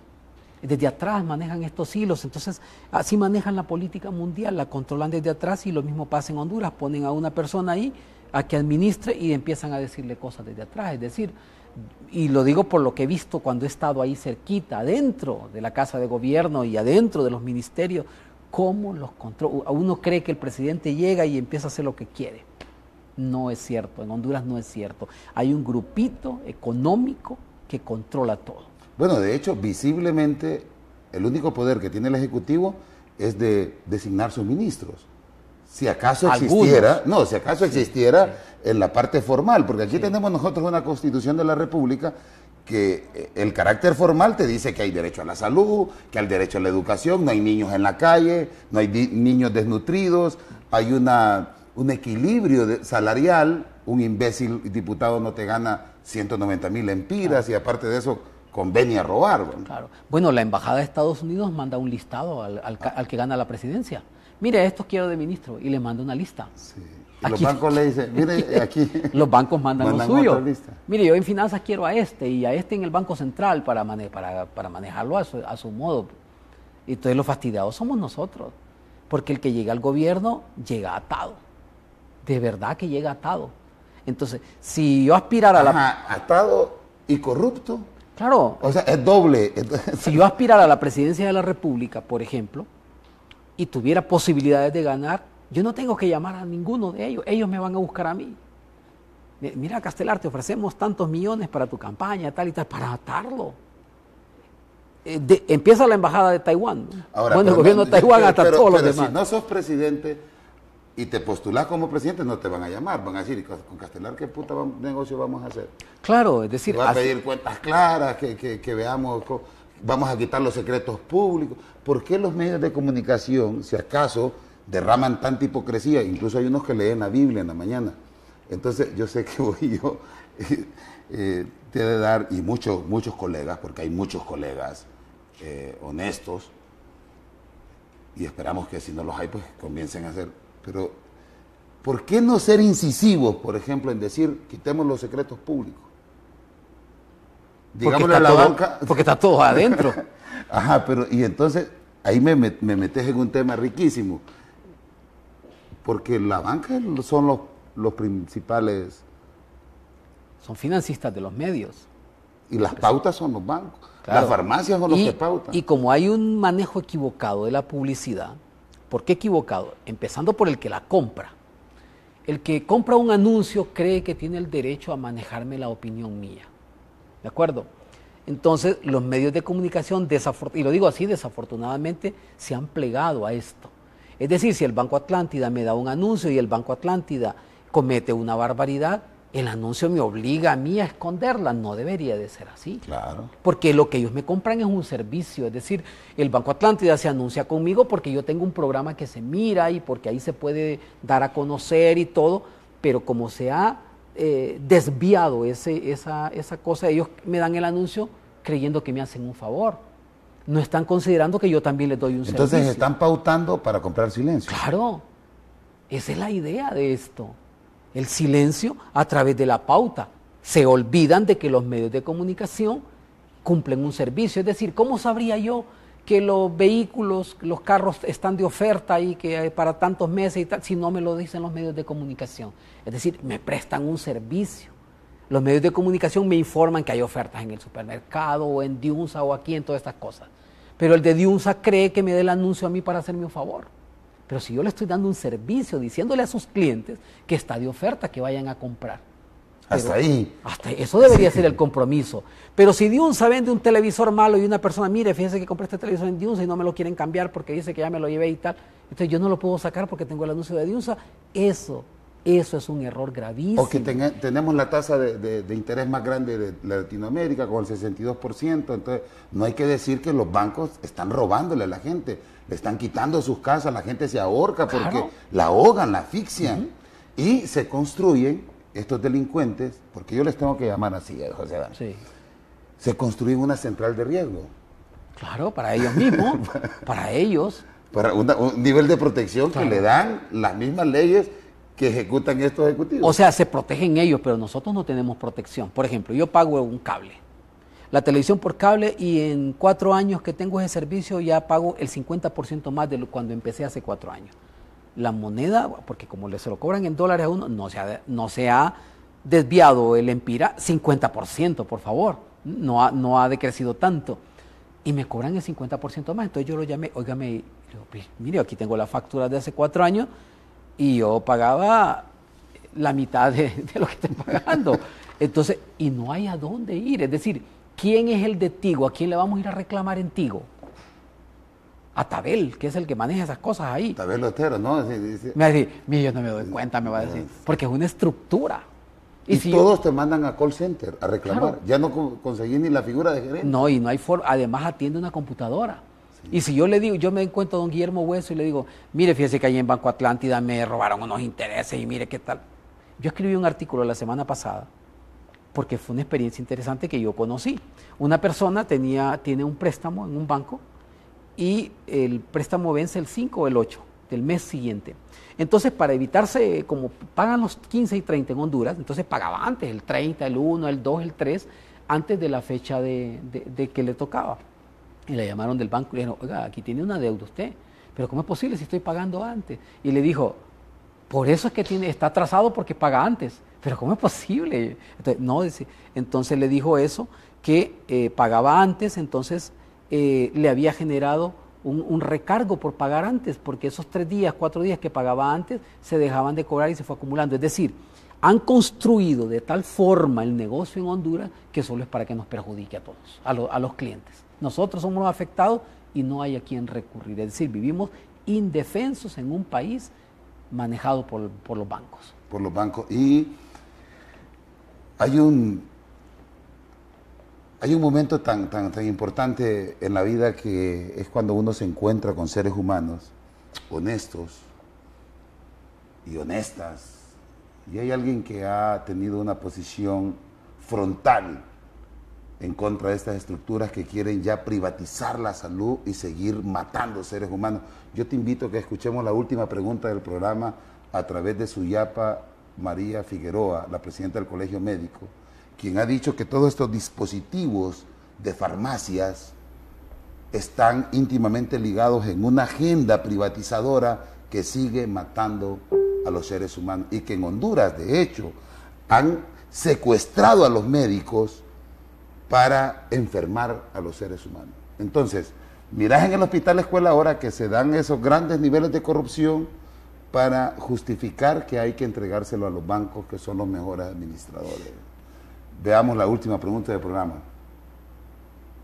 Sabe que no puedo aceptar que los académicos de este país se queden callados, que la universidad, que la formadora de recursos, que el único ente que tiene la información, en lugar de estar criticando y de estar haciendo propuestas y construyendo una verdad, se preste más bien y yo digo, y haga un experimento social y más bien le mida los tiempos de producción a un médico, cuánto se debe tardar un radiólogo en hacer un ultrasonido, que diga cuánto es el rendimiento económico por si yo le paso este estudio a un privado, si yo le doy estos exámenes de laboratorio a un laboratorio privado. Que hagan eso en lugar de buscar soluciones y buscamos incidencia en esos determinantes sociales que también no nos lo inventamos nosotros. Esa pobreza mata más personas que cualquier otra epidemia que exista. Es una condena al silencio de la academia y a la reproducción de un ejército de técnicos para el mercado que está sacando incluso la Facultad de Medicina. Yo quiero agradecer profundamente, porque esa valentía la veíamos nosotros antes en los gremios magisteriales, en esas dirigencias beligerantes que después por corrupción, pues, ahora pues están condenando a una base de más de 63,000 docentes honestos por 30 delincuentes. Si miramos ahí, Castelar, sí, tus pacientes recibirán una mejor atención. Desde que ya te ponen, ese es el mercadeo de las facultades aquí, sí, de la Unitec, incluso de la Autónoma. Entonces, si miras el rostro, son de dos chelitos, no, sí, son los rostros de Colón Moncagua, no es el rostro tuyo ni el mío. Sí. En la 2, tú recibirás una mejor remuneración. Sí. La propuesta bancaria en salud. Sí, sí, hombre, increíble. Y con el dinero. Ahora, veamos la tercera lámina. En el cambio de paradigma, la medicina es una empresa, tiene que ser una empresa, y cambian la celda y el número de letras y dice, no hay nada de malo en que sea una empresa. La salud. Creo que es el artículo 26 de la Declaración Universal de Derechos Humanos, que dice que es un derecho humano, y Honduras se suscribió a esa cartilla de derechos humanos. Es un derecho del ciudadano tener salud, y ese derecho tiene que estar garantizado por el Estado. Entonces, cuando vemos esto, que es un negocio, que así ha sido al final, ya sabemos que las compañías farmacéuticas mundiales controlan el mercado y que nos enferman y nos enseñan a... Es decir, ahora se venden en las pulperías, se venden las medicinas y todo el mundo vive consumiendo. Es impresionante cómo pasan las farmacias llenas, uno tiene que hacer cola en la farmacia para comprar, porque esto no ocurría antes, porque el farmacéutico ahí le preparaba en el mostrador el medicamento. Sí. Ha sido tal el comportamiento de la industria mundial que en Europa prohibieron que los médicos receten marcas. Aquí los médicos, no todo el mundo está consciente, sino que lo que decía antes, una subcultura en la que vivimos. Para el médico es facilito, mire, tome Panadol. No le dice que tome acetaminofén, podría ser cualquiera de las otras, aspirina, Panadol, cualquiera de esas marcas, ¿no? No, mire, le dice, le receta Panadol. Panadol es una marca de una industria internacional, sí, y todas las medicinas van recetadas con la marca y del laboratorio, porque esos laboratorios le pagan a muchos médicos para que la receten. En Europa, entiendo yo que es prohibido en todos los países. Yo vi el ejemplo en algunos, que es prohibido, si me ponen ahí, me ponen acetaminofén, un antipirético, un antitusivo, no me ponen tometosam, no me ponen eso en la receta, porque comete un delito el médico. Pero aquí sí pasa eso. Le receta la marca y además le dice, mire, no vaya a comprar de esta marca, compre de esta, porque esta le va a dar acidez y le va a hacer un montón de cosas. Así vivimos, es decir, condenados también por esta parte del sistema y que ahora controlan los bancos. ¿Hay un poder que se está constituyendo en la población que crees que pueda revertir esto? ¿O estás ya desmoralizado a totalidad? Es difícil porque esto va a través de una formación. Tenemos más de 70 años de estar recibiendo ese bombardeo. ¿Quién es la gente más conservadora en un país como el nuestro? La más pobre.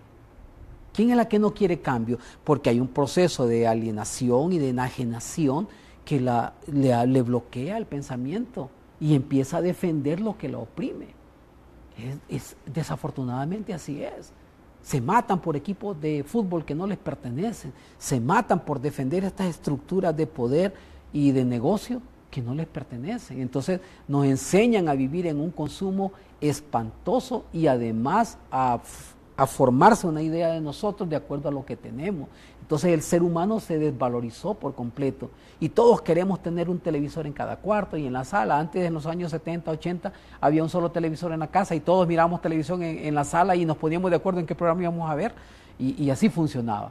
Pero ahora la gente tiene un montón de estas cosas, compramos aparatos para vivir aparatosamente.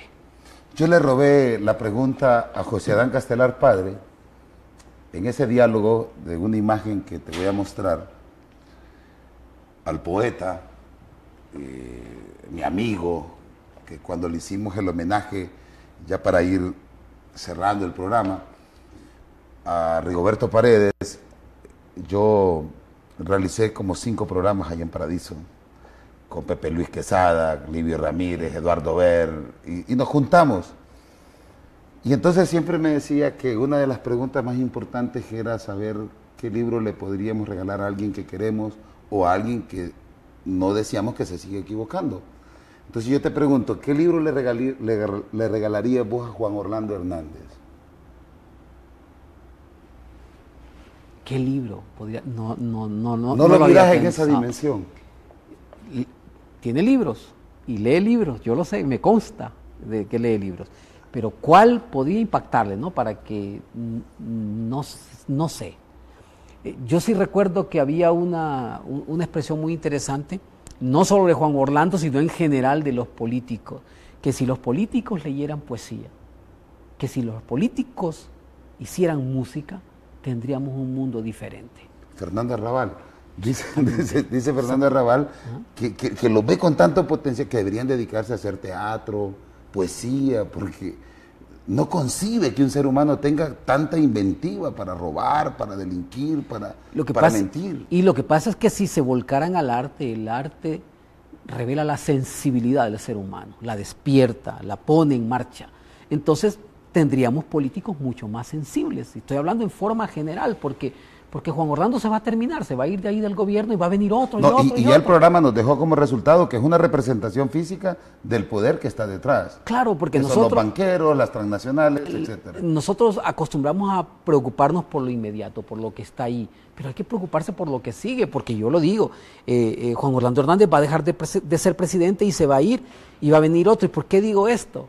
Porque desde antes que llegara Juan Orlando Hernández estamos hablando de lo mismo, con los presidentes que hubo antes. Ahora, si los bancos no ponen un presidente, sí se puede revertir esto.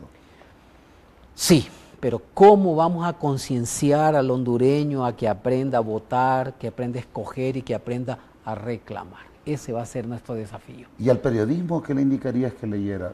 Por el daño que hemos visto que están haciendo en este momento y que concluimos que si no hablamos de lo que generan los banqueros porque me dan una pauta, si no hablamos de lo que genera USAID porque da una pauta, de lo que generan de daño estas empresas de mercancía, como decía Marcuse, que constituyen esa democracia neoliberal que está muy alejada del ser humano, ¿qué le podrías decir a esta gente que incluso decís vos está haciendo daño sin saber?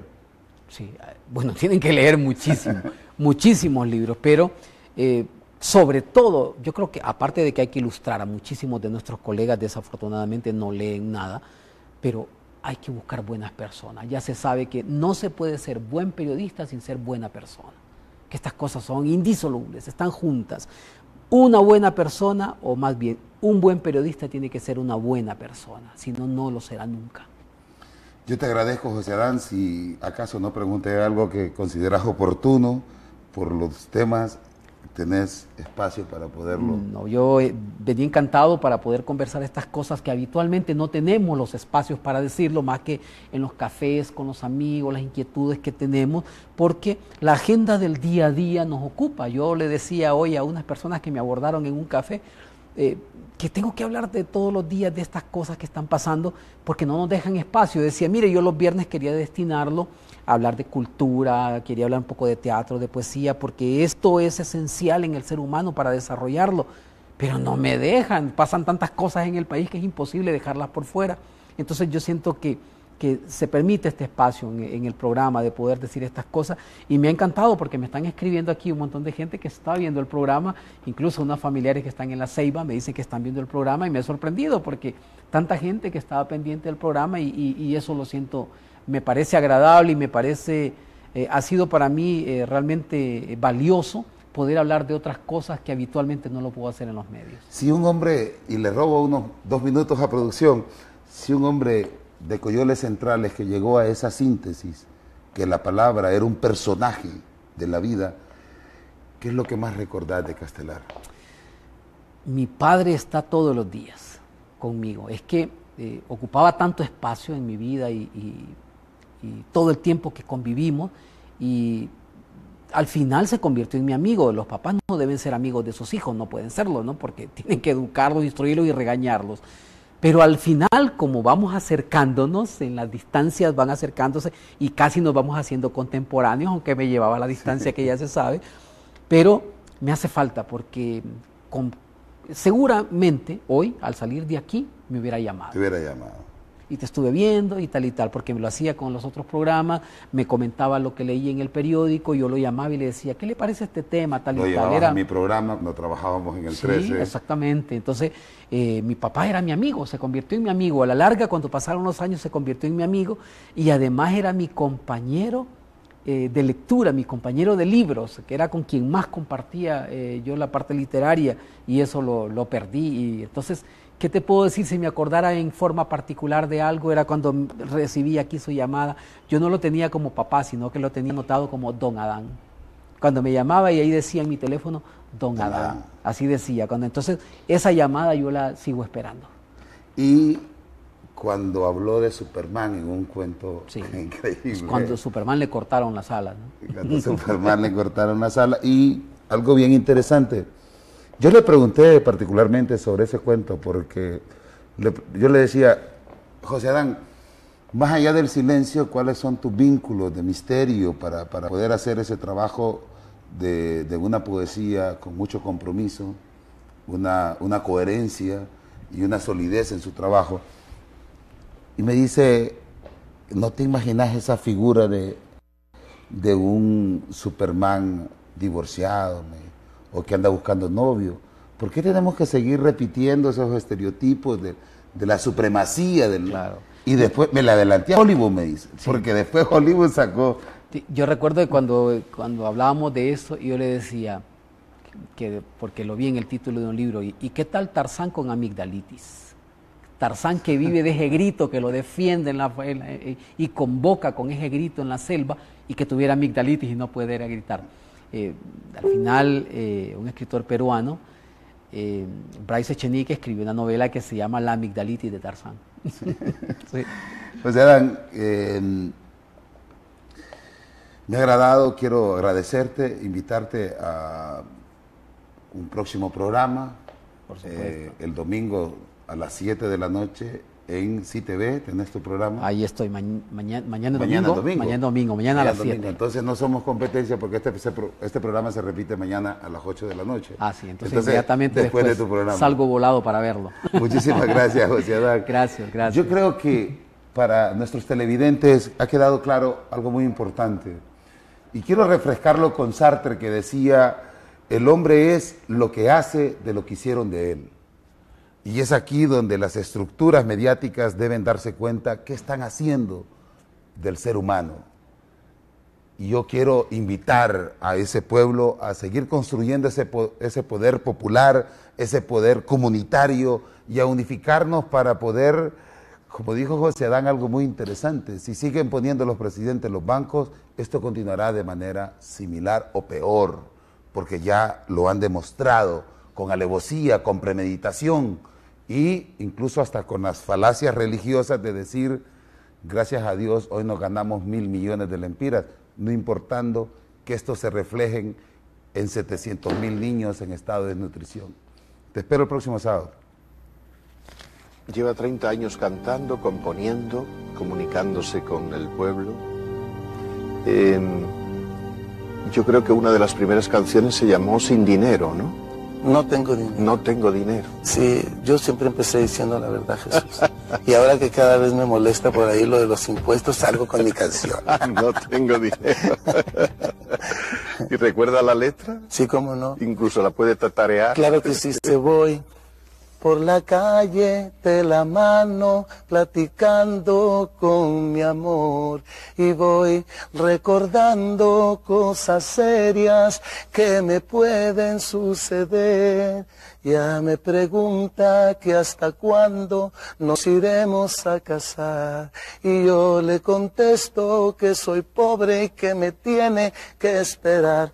No tengo dinero ni nada que dar, lo único que tengo es amor para amar. Si así tú me quieres, te puedo querer, pero si no puedes, ni modo que hacer. ¿Y hace cuánto de esa canción? 30 años. La grabé en 1971.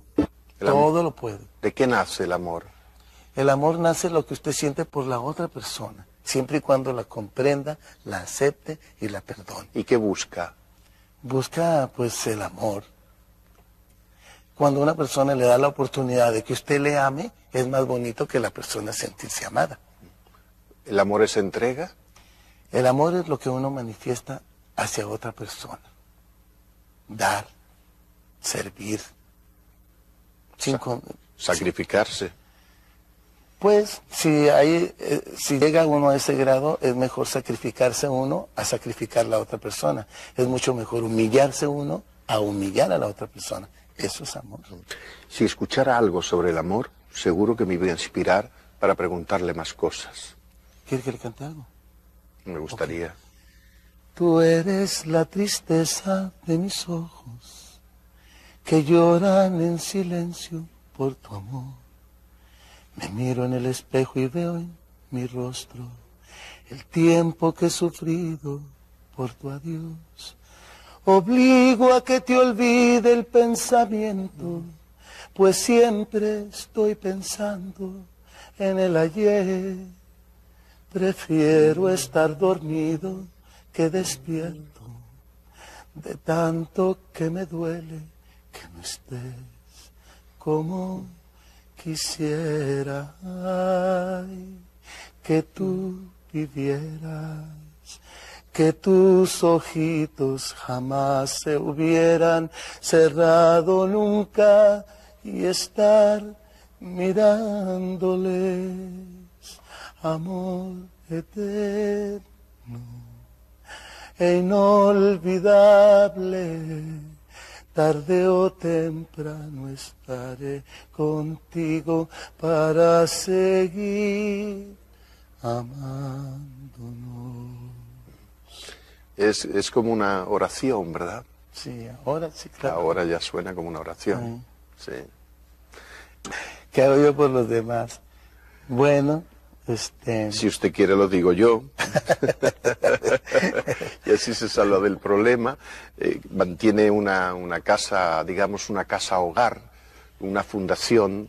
Ay, Jesús, a mí no me gusta decir esto porque no me gusta que me quieran por eso. Pero es por que chantaje, ahora digo, no. Siempre les digo la verdad. Sí. Es que yo no sé, Juan Gabriel, si caminamos hacia un mundo solidario o un mundo insolidario. Entonces, cuando encuentro la solidaridad de un artista, pues con esta casa donde hay 250 o 300 chicos que usted mantiene y todo eso, pues eso me parece un ejemplo hermoso. Decía usted que lo que valen son las realidades, ¿verdad? Gracias, Jesús. Yo creo que cada quien con su dinero puede hacer lo que quiera, ¿cierto? Yo no creo que es una cosa del otro mundo porque el haber hecho eso, no. Yo fui uno de esos niños, entonces es una cosa natural que yo tenga que devolverle a la ciudad que nos dio abrigo, que ayudó a mi mamá con sus hijos y tal. Bueno, pues es lo menos que uno puede hacer. Y aparte, tener la oportunidad de hacer algo por un niño y no hacerlo, pues ¿cuándo? Imagínense, es un accidente peor que eso. Entonces, son ellos los que hacen algo por mí, porque yo camino con la frente en alta y sabedor que duermo a gusto. Pero tampoco critico a las personas que no lo hacen, porque cada quien hace con su vida y su dinero lo que quiere. Yo creo que una persona puede ayudar a alguien, no necesita poner un albergue como yo lo puse porque le vuelvo a repetir, fui un niño así como ellos. Pero todo el mundo tenemos un sobrino, un amigo que tiene un hijo, que no tiene las posibilidades, y puede hacer algo por él. Eso es lo más importante, hacer algo por alguien, o mucho por muchos. ¿Qué le debe la música a Juan Gabriel? Nada, absolutamente nada, no, porque al contrario yo le debo todo a la música, todo. Yo fui un niño muy especial porque fui un niño que mi mamá, como trabaja de sirvienta, no me podía tener, entonces me internó desde los 2 años hasta los 14. Así es que gracias a la música no fui un desgraciado, yo me abrigué a ella y por eso yo soy muy agradecido con ella, muy agradecido. Por eso ha hecho ya 600 canciones. Sí, unas mejores que otras. Sí. Juan Gabriel, a veces tengo la sensación de que los artistas vienen al mundo para hacer felices a los demás, pero para ellos ser muy desgraciados. No, porque yo digo que la felicidad consiste en ver si los que están alrededor de uno son felices. Uno no puede ser desgraciado haciendo felices a otros, no. Los es así como la mamá, el papá. Cuando mueren es cuando viven para siempre en uno. Para siempre. Siempre. Recordar es volver a vivir. Dicen los americanos. Los franceses dicen que recordar es morir un poco. ¿Han mentido mucho sobre ti, Juan Gabriel? ¿Hay muchos romances falsos? La verdad es que yo les he regalado un Juan Gabriel para que lo amen en todas sus formas. Yo creo que vale la pena hasta que hagan una caricatura satírica de uno, con tal de que la gente se la pase muy bien, porque en el mundo hay mucha tristeza, hay muchas confusiones, y bueno, si eso los hace felices, con tal que la gente ría y se la pase divino, aunque puedan usar mi imagen, a mí no me importa, ¿no? Me tiene sin pendiente de verdad. ¿No te molesta ser la piedra del escándalo? No, me encanta que me imiten, me encanta que hablen bien y mal de mí. Le vuelvo a repetir, yo les regaló un Juan Gabriel para que lo amen en todas sus formas. Es una manera de llegar a todos. Sí. A los amigos y a los enemigos. Fíjese que, por ejemplo, Oscar Wilde decía, es muy feo que hablen mal de uno, pero hay otra cosa peor, que no hablen. Que no hablen nada. ¿Qué te envidian los que te envidian? De verdad que no tengo nada envidiable. Se dice que el pecado nacional en español es la envidia. ¿En México también? No. No. No. Es que la envidia yo creo que es para quien lo siente. Porque la otra persona, la envidia es la más grande manifestación de admiración. Un escritor español decía que el matrimonio es una carga tan pesada que hay que llevarla entre 3. Se la van a pasar fenomenal. Porque nadie es de nadie, todo el mundo de todo el mundo. ¿A ti cómo te gusta de 2? Bueno, mire, yo nunca tuve ningún complejo desde chico. Yo, la verdad es que he disfrutado de la vida en todos sus sentidos. No tengo ningún complejo ni de inferioridad ni de superioridad. Ningún complejo sexual tampoco. No nací ni crecí con ellos. Yo creo que eso es cosa religiosa y y de la sociedad, ¿no? Ajá. Pero yo creo que la vida es así. Los animales no tienen esa preocupación. ¿Qué es lo más inteligente que se puede hacer en esta vida? Vivir y vivir bien, aprendiendo, sabiendo, sirviendo, amando, respetando y aceptando y perdonando a la gente como es. Se ha hecho a sí mismo, está claro. Por eso es que cuando me preguntan algunas cosas tan interesantes como usted me pregunta, es fácil para mí responderlas porque pues de niño fui un viejo, y ahora de viejo soy un niño, y ya ve cómo somos.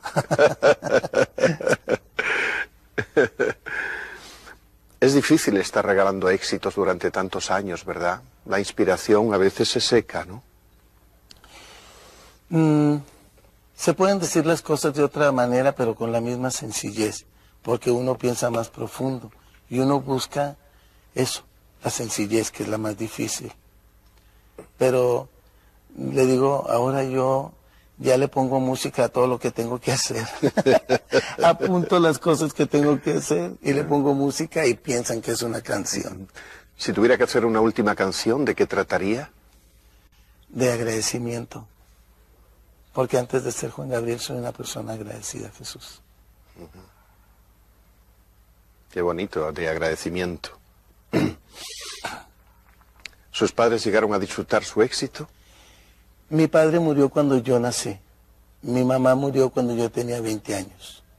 Así es que no disfrutaron, no.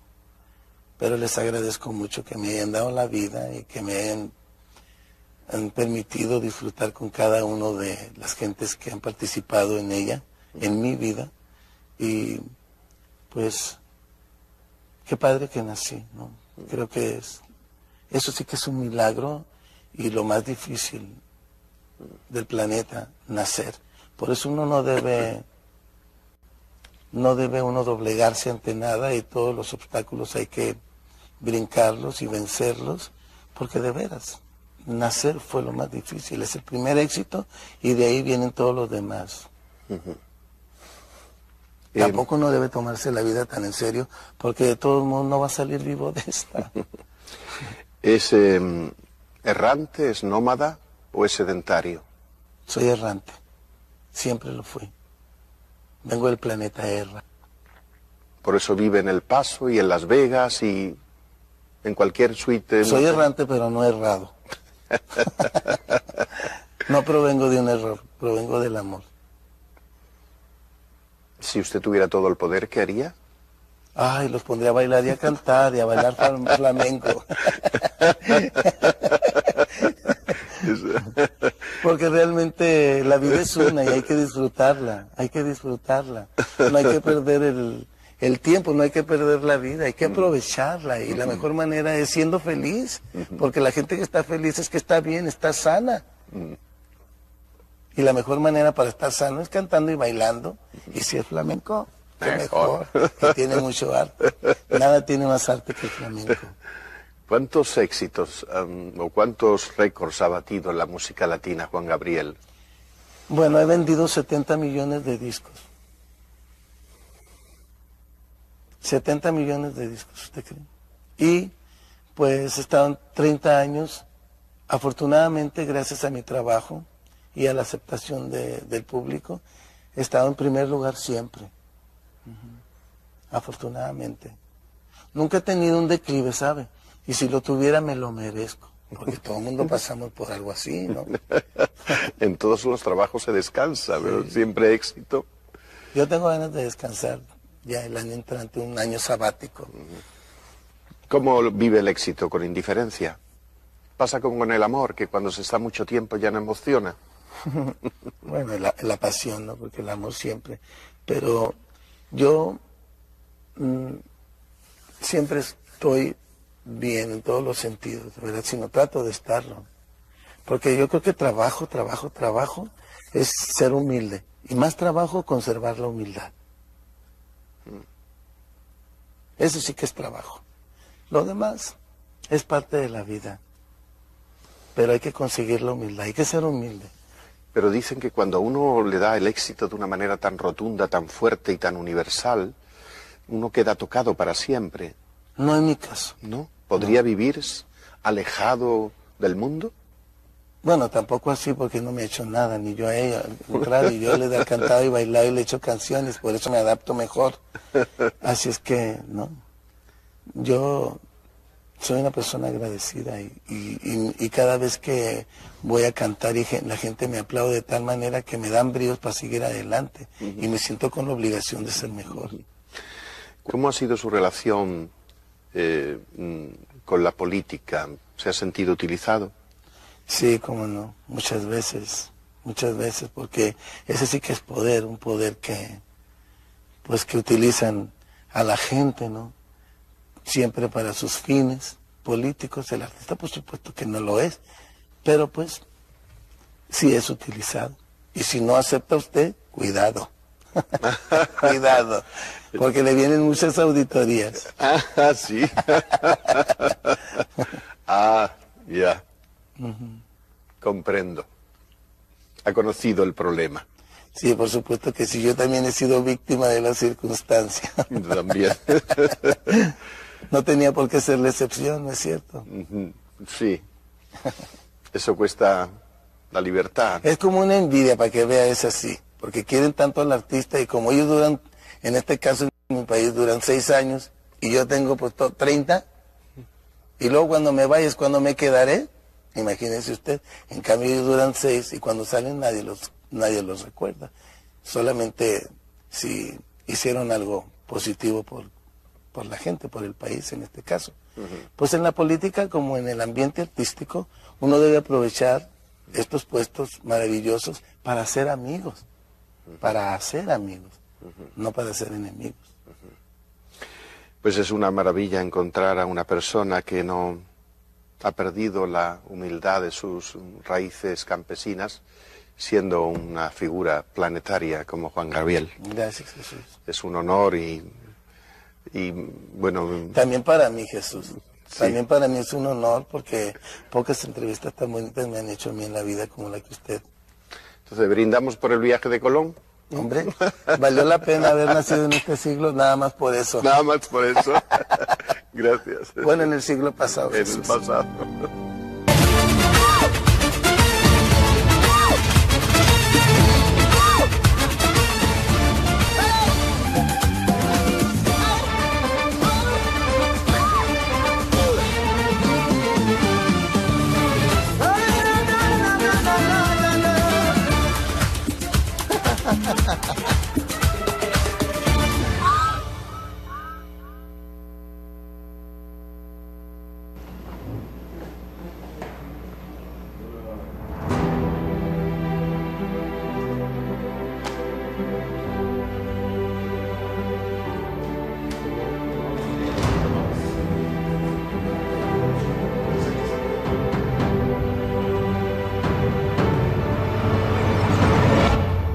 Gracias por hacerme responsable siempre de tu insomnio.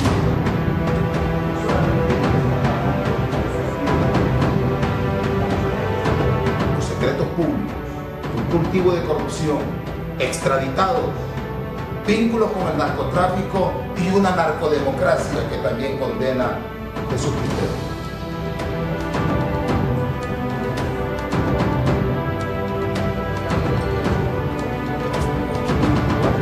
Tengo que decir ahorita en los diarios internacionales, ¿tú me entiendes?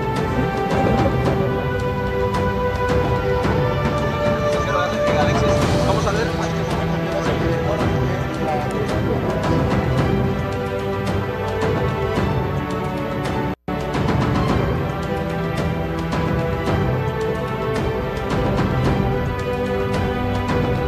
Hay que buscar a la gente de uno de ellos.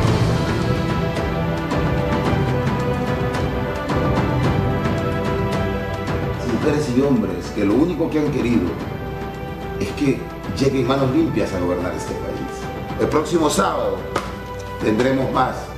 Gracias, compatriotas, por haberme hecho responsable de su insomnio. Los hondureños y hondureñas no merecen amanecer llorando en un plato vacío.